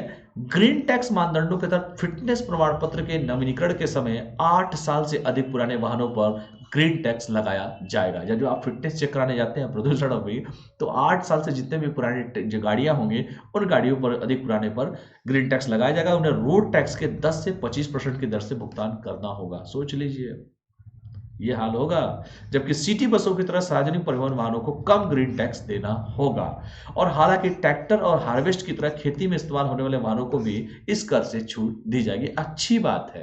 वैसे भी किसान काफी तारीफ नहीं कर रहे हैं सरकार की, अगर इस पर छेड़छाड़ कर दिए तो फिर और माहौल खराब हो सकता है। खैर मैं कुछ बोलूंगा नहीं, बाकी आप लोग समझ सकते हैं। तो ये सरकार की मंशा है कि भाई ग्रीन टैक्स को कम से कम, मतलब ग्रीन टैक्स को लगाया जाए, जितने भी पुराने वाहन हैं उन वाहनों को मार्केट से हटाया जाए, ताकि प्रदूषण का स्तर को कम किया जा सके। और इस पैसे को जो है एक अलग फंड में रखा जाएगा, अलग कोष में रखा जाएगा, जिसका यूज भी किया जाएगा, पर्यावरण को संतुलित करने के लिए किया जाएगा, अत्याधुनिक विशेषताएं, अत्याधुनिक सुविधाएं विकसित करने के लिए किया जाएगा। ठीक है, सरकार ने कहा भी था, मैंने बताया भी आप लोगों को, इसको पढ़िएगा आप लोग। और भी देखिए ग्रीन टैक्स क्या है, सब बता ही चुका हूं। ग्रीन टैक्स को प्रदूषण कर या पर्यावरण कर भी कहा जाता है। तो मान लीजिए कहीं लिख के चला है प्रदूषण कर, पॉल्यूशन टैक्स, या इन्वायरमेंट टैक्स, तो आप इसको ध्यान दीजिएगा, इसी को कहा जाता है। यह ऐसी वस्तुओं पर लगाए जाने का एक उत्पाद शुल्क है जो प्रदूषण उत्पन्न करती है, और यह कर लोगों और फर्मों में व्यवहार में परिवर्तन को प्रोत्साहित करेगा जो प्रदूषण को कम करने के लिए आवश्यक रहेगा भी। भारत में ग्रीन टैक्स क्या है? भारत में यह कर अपेक्षाकृत नया है, क्योंकि नया नया आया है, और हालांकि RFID टैग दिए जा रहे हैं इसके लिए, और यह CCTV कैमरों को सीमा प्रवेश बिंदुओं पर तैनात किया गया है, और इसके साथ शहर में प्रवेश करने वाले जितने भी वाणिज्यिक वाहन है, आप देखेंगे दिल्ली में जितने भी बड़े बड़े वाहन है, वाणिज्यिक जो वाहन है, रात को कैसे कैसे नजर भी रखा जाएगा उनके ऊपर कि भाई प्रदूषण का स्तर खराब है तो एंट्री नहीं दी जाएगी, ये सब भी चीजें होंगी। और वाहनों की निगरानी उत्सर्जन के लिए की जाती है, सभी लोग जानते भी हैं। दिल्ली जैसे शहरों में वाहन के आकार के आधार पर प्रदूषकों पर पर्यावरण क्षतिपूर्ति शुल्क लगाया जाता भी है, ये भी सभी लोग आप लोग जानते हैं। जैसे कहा जाता था पहले कि दिल्ली दिल वालों की है, लेकिन आज क्या स्थिति है आप सभी लोग समझते हैं। आप एसी लगवा सकते हैं, आप फ्रिज अच्छा खरीद सकते हैं, आप गाड़ी अच्छा खरीद सकते हैं, सब कुछ अच्छा खरीद सकते हैं, हर दुनिया की सुविधाएं आप खरीद सकते हैं, लेकिन पर्यावरण को कैसे साफ अगर नहीं रखेंगे तो सारा चीज बेकार हो जाएगा। ठीक है, ये याद रखिएगा मेरी बात को। और जीवन प्रत्याशा जो कहता है, कितना भारत सरकार का आंकड़ा है कि जीवन प्रत्याशा कितनी होनी चाहिए एक व्यक्ति की इस समय वर्तमान में। लेकिन आप सोचो कि जो युवा जो 18 से 35 साल वाला है, उन बच्चों का क्या होगा? वो भी तो कभी बुजुर्ग होंगे, तो झेलेगा कौन? खुद का बोया हुआ ये सब चीजें हैं, तो काटेगा कौन, ये बताओ। तो यही सब चीजें हैं, इसको आप लोग पढ़िएगा, मैं रिलेट करके पढ़ा दिया हूं आपको। अगला जो टॉपिक है, नेपाल के प्रधानमंत्री KP शर्मा ओली को सत्तारूढ़ नेपाल कम्युनिस्ट पार्टी से निष्कासित किया गया है। इसके बारे में थोड़ा सा हम लोग पढ़ते हैं कि नेपाल के आखिर प्रधानमंत्री जो है, इतना प्यारा देश है नेपाल, इतना खूबसूरत नेपाल, और नेपाल से हमारा तो बहुत ही प्यारा नाता है, रोटी बेटी का संबंध है नेपाल से हमारा। छोटा भाई है अपना नेपाल, जब जरूरत होती है हम हमेशा खड़े रहते हैं नेपाल के लिए, क्योंकि नेपाल एक बफर जोन भी है, बफर देश भी है।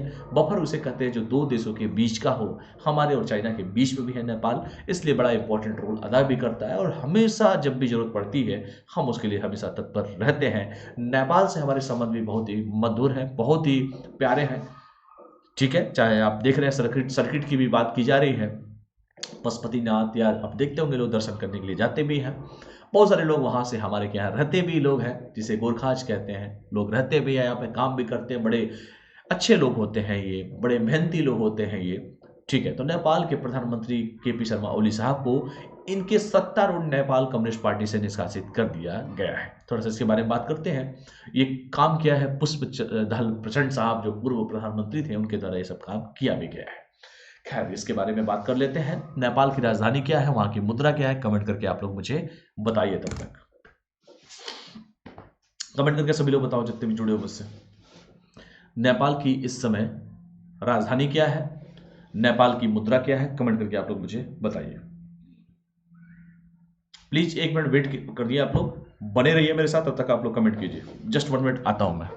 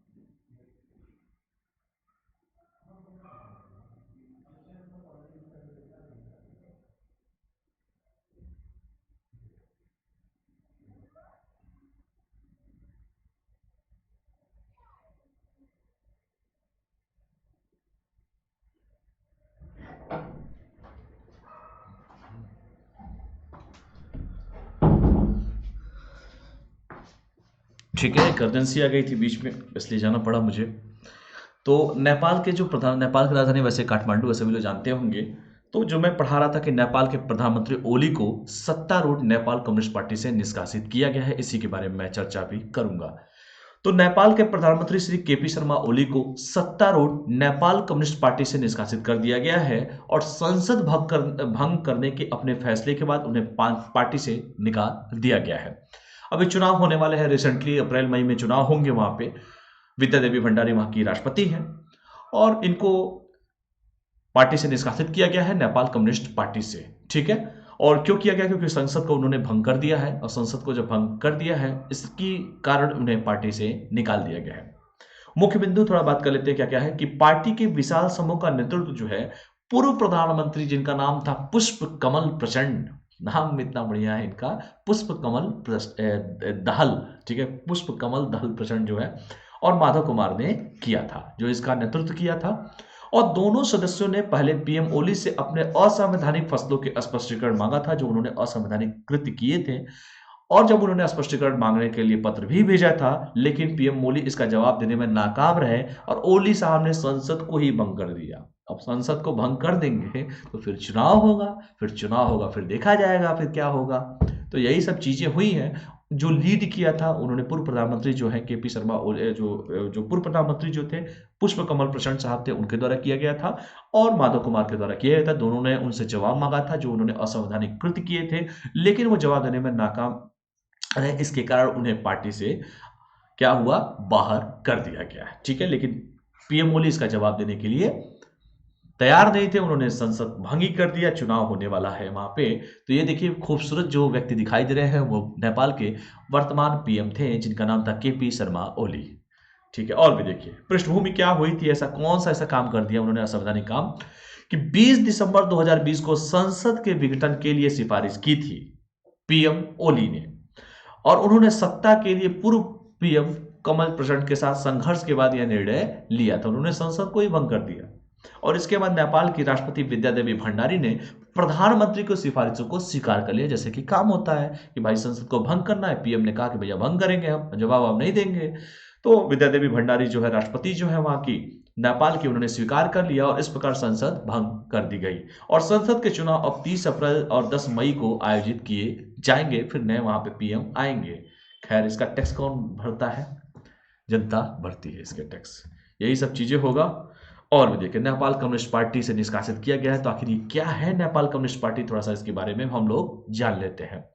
यह नेपाल में सत्तारूढ़ राजनीतिक दल होता है, और इस पार्टी को दक्षिणी एशिया में सबसे बड़ी कम्युनिस्ट पार्टी माना जाता है। यानी कि यह नेपाल में सत्तारूढ़ राजनीतिक दल होता है, और इस पार्टी को साउथ एशिया में सबसे बड़ी कम्युनिस्ट पार्टी माना जाता है। इस पार्टी की स्थापना 17 मई 2018 को हुई थी। यानी कि जो नेपाल कम्युनिस्ट पार्टी है, इसकी स्थापना की गई थी 17 मई 2018 को हुई थी, और इसका गठबंधन दो वामपंथी दलों अर्थात नेपाल कम्युनिस्ट पार्टी एकीकृत मार्क्सवादी लेनिनवादी और कम्युनिस्ट पार्टी ऑफ नेपाल जिसे माओवादी सेंटर के एकीकरण के बाद हुआ था। इसको भी ध्यान से आप लोग पढ़ लीजिएगा। ये सबसे बड़ी पार्टी थी और इसीलिए दक्षिणी एशिया में सबसे बड़ी कम्युनिस्ट पार्टी से माना जाता भी है। राजनीतिक दल है या नेपाल में राजनीतिक दल है, सत्तारूढ़ राजनीतिक दल है और इसी पार्टी से इनको बाहर कर दिया गया है वहां के वर्तमान पीएम को। इसकी स्थापना 17 मई 2018 को हुई थी। इसका गठबंधन दो वामपंथी विचारधाराओं वाले पार्टियों से हुआ था, जिसमें आपके नेपाल कम्युनिस्ट पार्टी है जिसे आप एकीकृत मार्क्सवादी लेनिनवादी कहते हैं और दूसरा कम्युनिस्ट पार्टी आप नेपाल कहते हैं, माओवादी सेंटर के हैं। इन दोनों के एकीकरण के इंटीग्रेटेड रूप में दोनों थे और सत्तारूढ़ जो हमारे पीएम साहब थे इन्हें नेपाल कम्युनिस्ट पार्टी से निष्कासित कर दिया गया है। इसको आप लोग पढ़ लीजिएगा। अच्छा, वर्तमान में भारत में कितनी राष्ट्रीय पार्टी है, थोड़ा कमेंट करके आप मुझे बताइए। राष्ट्रीय पार्टी वर्तमान में कितना है? जैसे भाजपा है, कांग्रेस है, वैसे ही कितनी पार्टियां और भी हैं जो राष्ट्रीय पार्टी का जिनको दर्जा दिया गया है। राष्ट्रीय पार्टी कमेंट कीजिए और बताइए राष्ट्रीय पार्टी कितने हैं। जल्दी कमेंट कीजिए सभी के सभी। और देखिए क्या क्या है। यह पार्टी हाउस ऑफ रिप्रेजेंटेटिव और नेशनल असेंबली में सबसे बड़ी राजनीतिक पार्टी है। यानी कि ये पार्टी जो है हाउस ऑफ रिप्रेजेंटेटिव और नेशनल असेंबली में सबसे बड़ी पार्टी बनकर आई भी है ये। और नेपाल के पूर्व प्रधानमंत्री पुष्प कमल दहल वर्तमान में पीएम ओली के निष्कासित होने के बाद अकेले पार्टी के अध्यक्ष के रूप में कार्य कर रहे हैं, क्योंकि ओली साहब तो चले गए। अब जब ओली साहब चले गए, केपी शर्मा ओली, तो कौन आएगा? पुष्प दहल प्रचंड साहब। वर्तमान में पीएम ओली के निष्कासित मतलब वो तो संसद को भंग कर दिए, बाहर निकल लिए और संवैधानिक कृत्य भी किए थे, इसलिए वो जवाब दे भी नहीं पाए, तो उनको पार्टी से निष्कासित भी कर दिया गया। अब चुनाव होंगे अप्रैल और मई में, तो देखते हैं क्या होंगे, कौन बनेगा पीएम। और फिर निष्कासित होने के बाद जो पार्टी के अध्यक्ष के रूप में ये काम कर रहे हैं पुष्प कमल साहब, और पीएम ओली को हटाए जाने के बाद एनसीपी दो हिस्से में बंट गई, क्योंकि दो लोगों का समन्वय था, एक से हटा भी दिया गया है, तो इसको देख लीजिएगा। चलिए अगला टॉपिक पढ़ लेते हैं। ऑक्सफैम ने द इनइक्वालिटी वायरस की रिपोर्ट जारी की है, इसके बारे में हम लोग बात करते हैं। तो ये क्या है इनइक्वालिटी वायरस, इसके बारे में थोड़ा सा चर्चा करेंगे, संवाद किया जाएगा, बात किया जाएगा, फिर आगे बढ़ा जाएगा। ठीक है, तो संवाद करते हैं क्योंकि संवाद बहुत जरूरी है करना भी। यहां तक कोई डाउट किसी को भी? कोई भी डाउट हो तो बताइए आप सभी के सभी।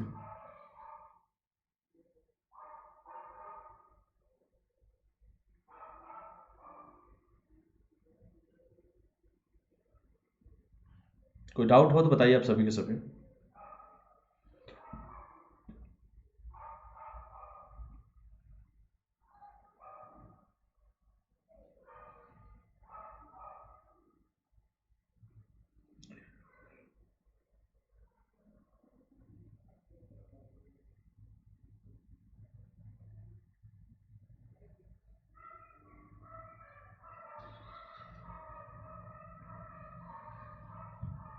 तो ऑक्सफैम ने द इनइक्वालिटी वायरस रिपोर्ट जारी की है, तो ऑक्सफैम के बारे में थोड़ा सा हम लोग पढ़ लेते हैं।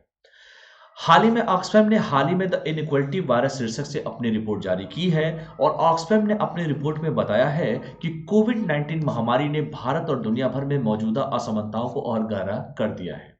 आपने देखा ही होगा कि कोरोना महामारी जो है पूरे वर्ल्ड में छाई हुई थी। कोरोना महामारी ने इंसान की जिंदगी में एक सोचने पर मजबूर कर दिया कि भाई महामारी तो ऐसी थी कि सभी लोगों ने देखा भी होगा और सभी लोग इससे परिचित भी होंगे, इसलिए कोई भी ऐसा स्टूडेंट नहीं होगा जिसने इस कोरोना महामारी को नहीं झेला है, नहीं देखा है। तो ऑक्सफैम ने हाल ही में जो मैंने कहा कि द इनइक्वालिटी वायरस रिपोर्ट से एक शीर्षक से अपनी रिपोर्ट आई है और ऑक्सफैम ने अपनी रिपोर्ट में यह बताया है कि कोविड-19 महामारी ने भारत और दुनिया भर में मौजूदा असमानताओं को और गहरा कर दिया है। रिपोर्ट के मुख्य बिंदु क्या है इसके बाद देख लीजिए कि इस रिपोर्ट के अनुसार महामारी ने अर्थव्यवस्था की गति को रोक दिया, क्योंकि आज इकोनॉमी की कंडीशन क्या है सभी लोग जानते भी होंगे। जितनी बड़ी बड़ी कंपनियां थी सारी कंपनियां जो है धीरे धीरे डाउन हो चुकी हैं, क्योंकि लोगों का रोजगार धीरे धीरे खत्म हो चुका था। और आप समझ सकते हैं कि जब और एक चीज तो है, चलो आज मैं बात भी कर देता हूँ। कोरोना महामारी का अगर माइनस पॉइंट तो खैर हमने बहुत बताया है, माइनस तो सब माइनस ही है उसका, लेकिन कुछ ऐसी चीजें हैं जो प्लस में भी है। जैसे हालांकि ये चीज़ें अतिशयोक्ति हो सकती हैं, लेकिन अगर देखा जाए तो कुछ प्लस पॉइंट भी गिन के आते हैं। जैसे कि मान लीजिए सरकार इतना पैसा जो है नदियों को साफ करने के लिए लगाई, जब से आई है मोदी जी की सरकार, मतलब देश के प्रधानमंत्री जब से आए हैं, तो उन्होंने मार गंगा सफाई अभियान, ये अभियान, वो अभियान, स्वच्छ भारत अभियान, बहुत सारे अभियान पे काम कर भी रहे हैं। अच्छी बात है, करना भी चाहिए। लेकिन जो काम प्रोजेक्ट ने नहीं किया सरकार के, वो काम कोरोना महामारी ने कर दिया। सारी बड़ी की बड़ी कंपनियां जितनी थी वो सारी कंपनियां बंद हो गई। बहुत अच्छी बात तो नहीं है, लेकिन बंद हो गए, कल कारखाने सारे बंद हो गए। जितना भी अपशिष्ट था जो नदियों में जाके गिरता था, वो सारा का सारा गिरना बंद हो गया। जब वो गिरना बंद हो गया तो नदी अपने आप इतनी साफ दिखाई देने लगी कि उसका आप जितना सरकार प्रोजेक्ट लगा के खर्चा कर करके सफाई नहीं कर पाई, वो काम कंपनियों के बंद होने के बाद नदी ने करके दिखा दिया, अपने प्राकृतिक रूप में वो आ गई। दूसरा, प्रदूषण का स्तर आपने देखा होगा कि जब भाई कल कारखाने ही नहीं चल रहे हैं, गाड़ियां ही रोड पे नहीं चल रही थी, लॉकडाउन ही चल रहा था, तो प्रदूषण का जो स्तर भी था धीरे धीरे एकदम साफ हो गया था। प्रदूषण हर जगह एकदम स्वच्छ वातावरण दिखाई दे रहा था। दिल्ली जैसे महानगरों में, दिल्ली जैसे शहरों में इतनी सफाई पहली बार लोगों ने देखा भी था, क्योंकि घर में रहने का मौका भी लोगों को पहली बार ही मिला भी था। शहर के हो चाहे गांव के हो, खैर गांव के लोग तो खुली हवा में सांस भी लेते हैं, लेकिन शहर के लोग की ज़िंदगी तो इतनी फास्ट है कि वो फास्ट ट्रैक पे ही समझ नहीं पाते कि उनकी ज़िंदगी कहाँ से कहाँ चली जा रही है। तो ये सब प्लस पॉइंट है यही कोरोना महामारी के। हालांकि कंपनियां बंद हो गई, लोग कैसे कैसे घर आए, अपने किस तरीके से उन्होंने अपने जीवन को यापन किया, सभी लोग अच्छे से जानते भी होंगे। कंपनी जब बंद हो जाएगी तो जाहिर सी बात है लोगों के अंदर रोजगार की समस्या आ जाएगी, पेट भरने की समस्या आएगी। खैर देश के पीएम ने ये बड़ा अच्छा काम किया कि कोई भी व्यक्ति का, कोई भी ऐसा व्यक्ति है जिसको अन्न पहुंचाना था, राशन पहुंचाना था, वो सारा सरकार के द्वारा दिया भी गया था। वो भी 15 दिन जो स्लैब होता है, जैसे एपीएल बीपीएल जो कार्ड बनते हैं गांव में या शहरों में, तो सरकार ने पोर्टेबिलिटी का भी ऑप्शन दिया था कि भाई अगर आप कहीं पे भी रहते हैं, मान लीजिए यूपी का आदमी, कोई बिहार का आदमी, जिस बिहार का आदमी यूपी में रहता हो या बिहार का आदमी दिल्ली में रहता हो, तो वहाँ नज़दीक के किसी भी राशन कोटे पे जाके अपना राशन ले सकता है अंगूठा लगा के। ठीक है, ये सब काम बहुत अच्छा सरकार के द्वारा किया गया था। खैर इसके बारे में थोड़ा सा हम लोग और चर्चा कर लेते हैं। तो ऑक्सफैम ने द इनइक्वालिटी वायरस शीर्षक से अपनी रिपोर्ट जारी की है, और जैसे मैंने कहा कि ऑक्सफैम ने अपनी रिपोर्ट में बताया है कि कोविड 19 महामारी ने भारत और दुनिया में मौजूदा असमानता, इनइक्वालिटी, इतनी इनइक्वालिटी है, और इसी महामारी में ना जाने कितने लोग अरबपति खरबपति हो गए, कितनी कंपनी वाले बूम कर गए, अभी बताऊंगा मैं आपको। इस रिपोर्ट के अनुसार महामारी ने अर्थव्यवस्था की गति को रोक दिया है और इसके कारण लाखों भारतीयों की नौकरियों का हाथ से धोना पड़ा है। ये सच्चाई है और इस सच्चाई से सभी लोग वाकिफ भी हुई है। छोटा बच्चा है, उसकी उम्र है स्कूल में जाके पढ़ने की, उसकी उम्र है अपने दोस्तों से मिलने की, उसकी उम्र है अपने दोस्तों के साथ खुरापात करने की, लेकिन बेचारा साल भर से छोटे छोटे बच्चे स्कूल नहीं जा पा रहे हैं। घर पे ही घर वाले भी कुछ भी हुआ तो बच्चे की कुटाई चालू, छोटे बच्चे को, तो बच्चा क्या करे, वो शरारत करना उसका काम है। और चूंकि गांव में तो जगह पर्याप्त है, शहरों में तो उतना पर्याप्त है भी नहीं, आखिर खेले तो किसके साथ खेलेगा, बच्चों के साथ तो खेलेगा। तो ये कहीं ना कहीं छोटे बच्चों के लिए भी बड़ी समस्याएं हैं। खैर इसके बारे में और देखते हैं, सब लोग समझदार भी हैं। हालांकि लॉकडाउन के दौरान भारत के सबसे अमीर अरबपतियों की संपत्ति में, ये देखो सच्चाई, सच्चाई से देखो कि लॉकडाउन के दौरान भारत के सबसे अमीर अरबपतियों की संपत्ति में 35% की वृद्धि हुई है। 35% अरबपतियों की संपत्ति में वृद्धि हुई है। अरबपति अरबपति होते जा रहा है, गरीब गरीब होते जा रहा है। तो जो बीच की जो खाई है अरबपति और गरीब के, वो कहाँ, इसे ही तो इनइक्वालिटी कहते हैं, असमानता कहते हैं बेटा। इक्वलिटी का मतलब समानता होता है, इनइक्वालिटी का मतलब असमानता होता है। तो अमीर अमीर होते जा रहा है, गरीब गरीब होते जा रहा है, तो बीच की खाई बढ़ रही है कि नहीं बढ़ रही है? ये भी कोरोना महामारी के दौरान। तो लॉकडाउन का अब क्या अमीर क्या गरीब यार, सारे जितने बड़े बड़े एक्टर्स थे, ये देख लो इनकी सच्चाई। इतने बड़े बड़े एक्टर्स जो उनको लगता है कि इनके बिना जिंदगी अधूरी है, 4 महीने 5 महीने तक अपना जो अगर घर पे बैठ के काम उनको नहीं मिल रहा था, डिप्रेशन में चले जा रहे हैं ये लोग। तो इससे अच्छा तो गांव का गरीब है बेचारा, अपना पेट भर रहा है, मस्त होकर जीवन जी रहा है। खैर, तो एक नया ट्रेंड चला है वेब सीरीज का। खैर आगे बढ़ते हैं। तो लॉकडाउन के दौरान भारत के सबसे अमीर अरबपतियों की सूची में 35% की वृद्धि हुई है, और इस प्रकार भारत को अमेरिका, चीन, जर्मनी, रूस और फ्रांस के बाद दुनिया में 6वें स्थान पर रखा गया है। और बेटा ये याद के ध्यान से पढ़ लेना, पेपर में यही सब क्वेश्चन खूब पूछ रहा है कि बताइए अरबपतियों की सूची में कौन सा स्थान पर रखा गया है, तो ये सब ध्यान से पढ़ना। कितने परसेंट की वृद्धि हुई? 35% की। ये क्वेश्चन आ सकता है, ठीक है।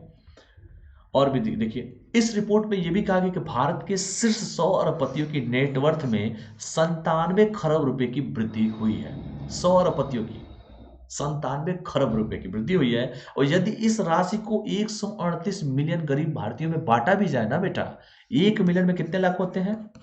10 लाख होते हैं बेटा, पढ़िए आप लोग। और 130, मैं यही कहना चाहता हूं कि जितने भी अरबपतियों की बात कर रहा हूं, अगर 100 अरबपतियों की नेटवर्थ में 97 खरब रुपए की वृद्धि हुई है, 35% वृद्धि हुई है, और इतना पैसा जितना वृद्धि हम बता रहे हैं, जितना उनका पैसा बढ़ा है, अगर हम इस देश के 138 मिलियन गरीब लोगों में ये पैसा डिस्ट्रीब्यूट भी कर दें, 138 मिलियन, इसमें 10 लाख से गुणा करके देख लो, 10 लाख से अगर इनको डिस्ट्रीब्यूट कर दिया जाए, तो हर इंडिविजुअल के हिस्से में, प्रत्येक व्यक्ति के हिस्से में 95,000 रुपए आएंगे, 95,000 रुपीज आएंगे प्रति व्यक्ति के हिस्से में। मोदी जी तो 15 लाख दे रहे थे, दिए नहीं। तो ये इस सच्चाई है, इससे अवगत आपको होना पड़ेगा। तो ये असमानता, अमीर अमीर होते जा रहा है, अमीर अमीर क्या, अमीर बहुत ज्यादा अमीर होते जा रहा है, गरीब बहुत गरीब होते जा रहा है। और जैसे मैंने कहा कि सिर्फ 100 अरबपतियों की नेटवर्थ में मैंने बात किया, ये 97 खरब रुपए है, और ये 97 खरब रुपए इस देश के 138 मिलियन लोगों में बांटे जाएं, तो एक व्यक्ति के पास लगभग 95,000 रुपए आएंगे, खाते में आएंगे।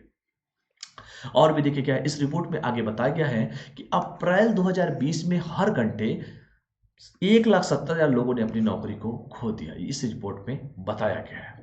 क्योंकि महामारी, जानते हैं कि मार्च के बाद, होली के बाद क्या हुआ, सभी लोग जानते भी होंगे।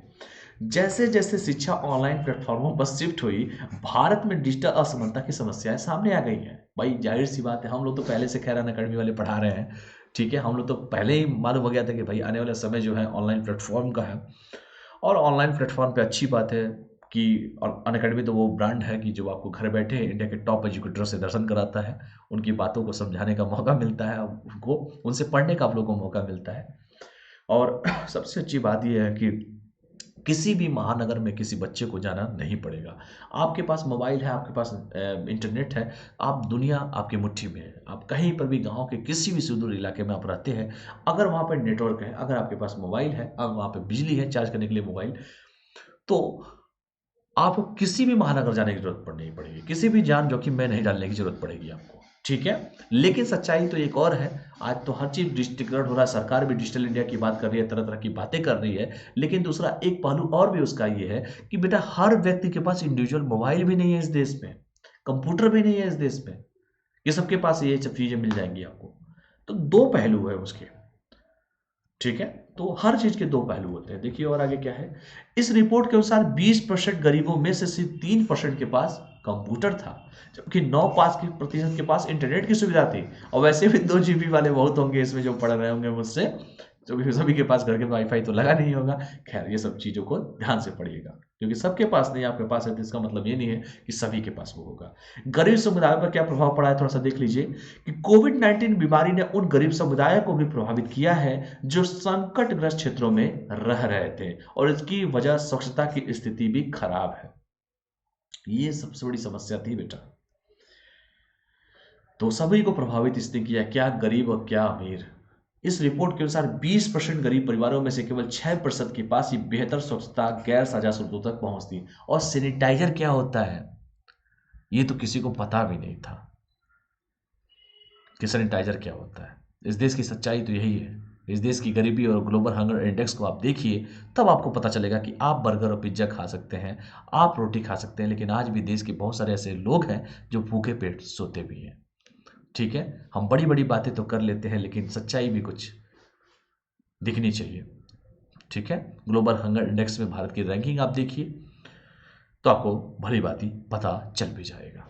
चलिए, तो मैंने आज बहुत सारे मुद्दों पे बात किया। आप मेरी बातों को ध्यान से अगर आप सुन रहे होंगे, समझने की कोशिश कर रहे होंगे, तो आपको समझ में आ रहा है कि सोशियोलॉजी के हिसाब से, इकोनॉमी के हिसाब से, डिजिटल इंडिया के हिसाब से हर मुद्दों पे मैं बात कर रहा हूँ, ठीक है। तो और आगे देखते हैं, लैंगिक असमानता पर क्या प्रभाव पड़ा है। देखिए, क्योंकि महिला और पुरुष में भी लैंगिक असमानता का भी बड़ा अंतर पड़ा है। वो अंतर यह है कि इस रिपोर्ट के अनुसार महिलाओं की बेरोजगारी दर 15% से बढ़कर 18% हो गई है। सरकार कह रही है कि हर महिलाएं हर ऑफिस में काम करें, प्राइवेट में भी काम करें, गवर्नमेंट सेक्टर्स में भी काम करें, कई जगह रिजर्वेशन भी दिया जा रहा है उनको, ताकि वो आत्मनिर्भर बने, किसी पर डिपेंड ना हो।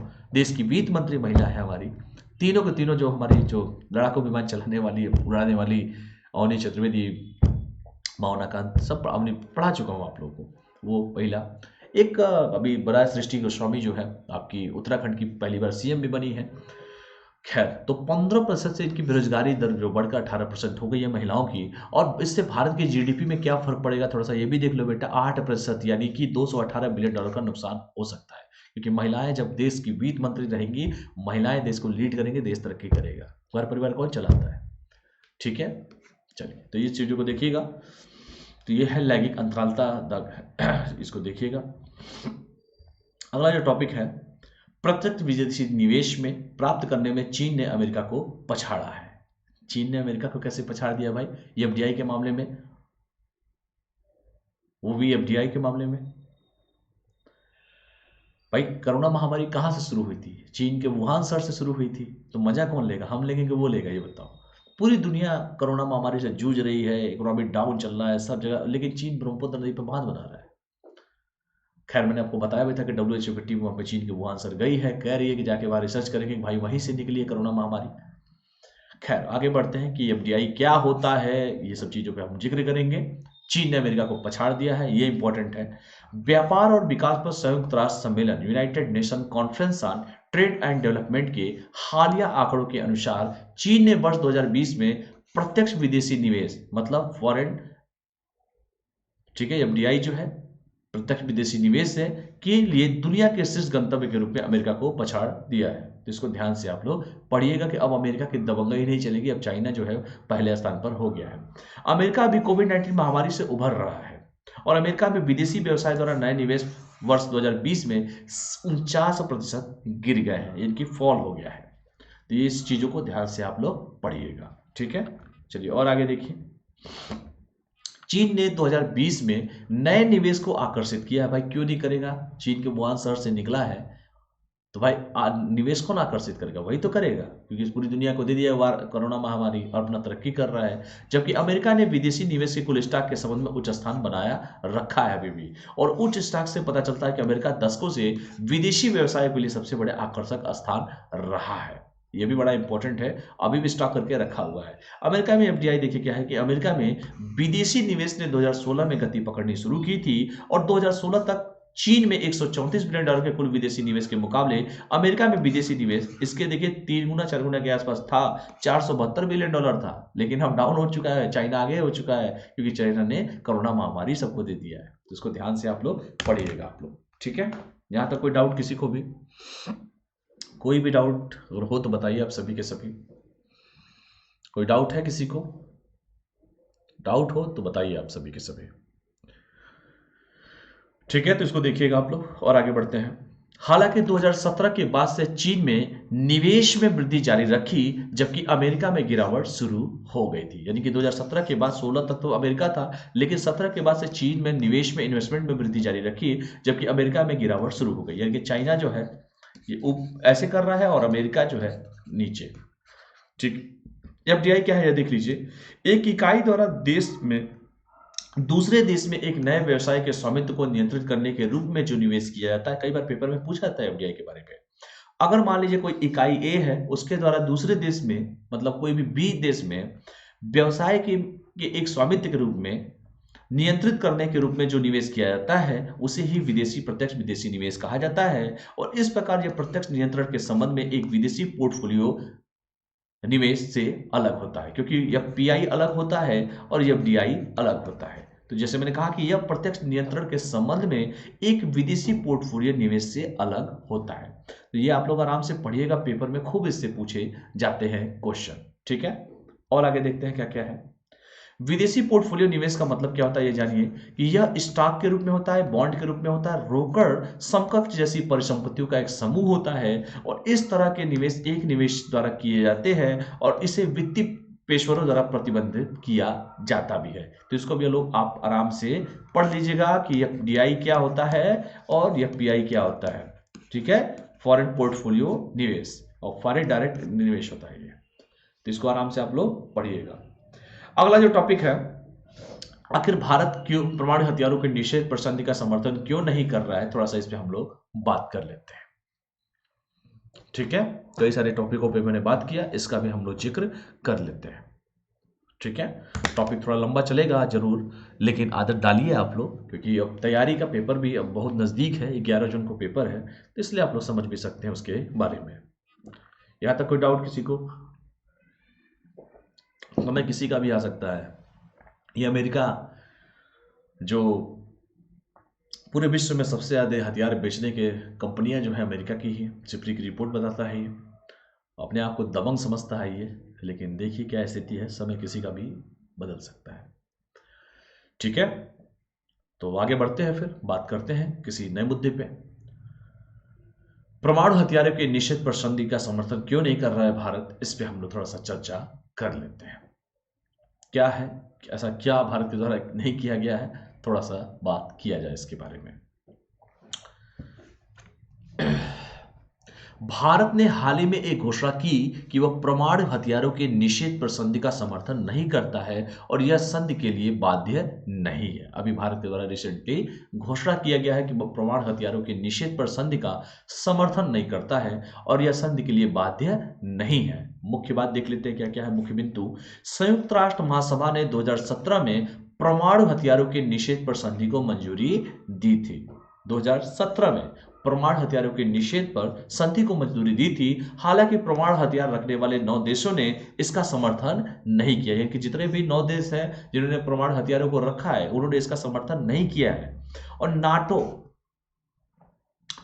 द्वारा, गठबंधन द्वारा भी इस संधि का समर्थन नहीं किया गया है। यह भी बहुत इंपॉर्टेंट है। नाटो, इसको ध्यान से पढ़िएगा।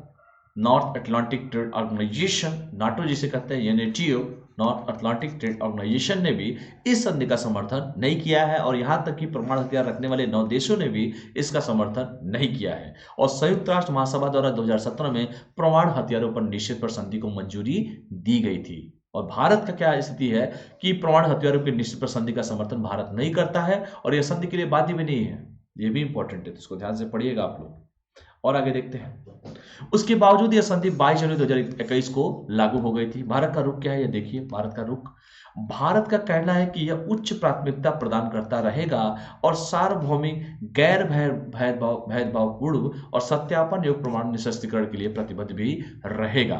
विदेश मंत्रालय ने कहा है कि क्योंकि भारत ने परमाणु हथियार निषेध पर संधि पर वार्ता में भाग नहीं लिया, इसलिए भारत इस संधि का हिस्सा नहीं बनेगा। यह विदेश मंत्रालय के द्वारा कहा गया है, तो इसको भी आप लोग ध्यान से पढ़ लीजिएगा।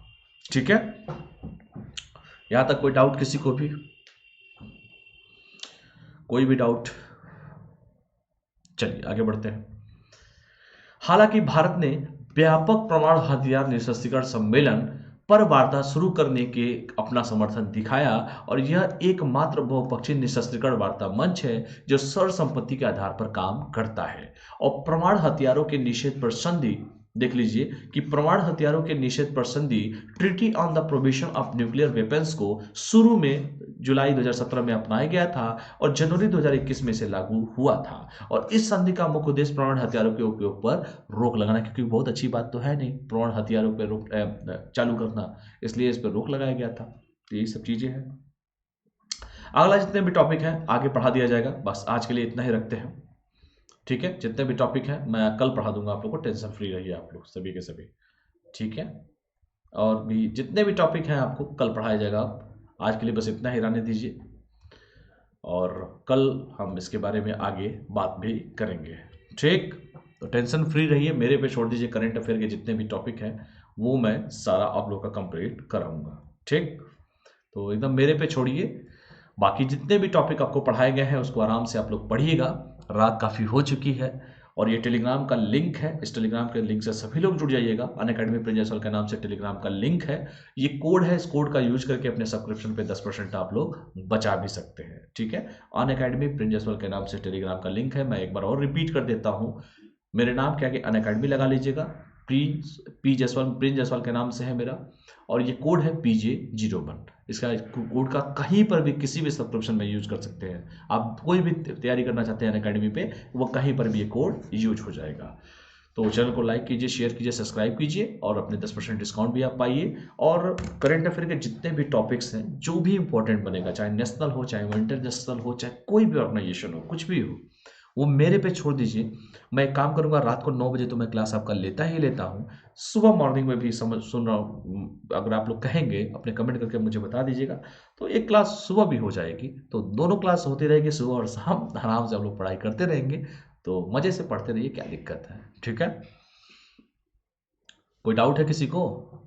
चलिए, तो डाउट नहीं है तो फिर रहने दीजिए, कोई दिक्कत नहीं है। तो जैसा होगा मैं टाइमिंग आप लोग को बता दूंगा।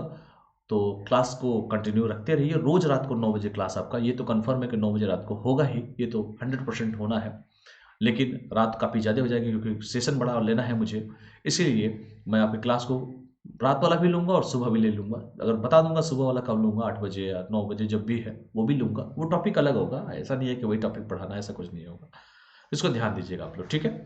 तो हम कल मिलें फिर रात को। हाँ, तब तक के लिए आप लोग पढ़ते रहिए।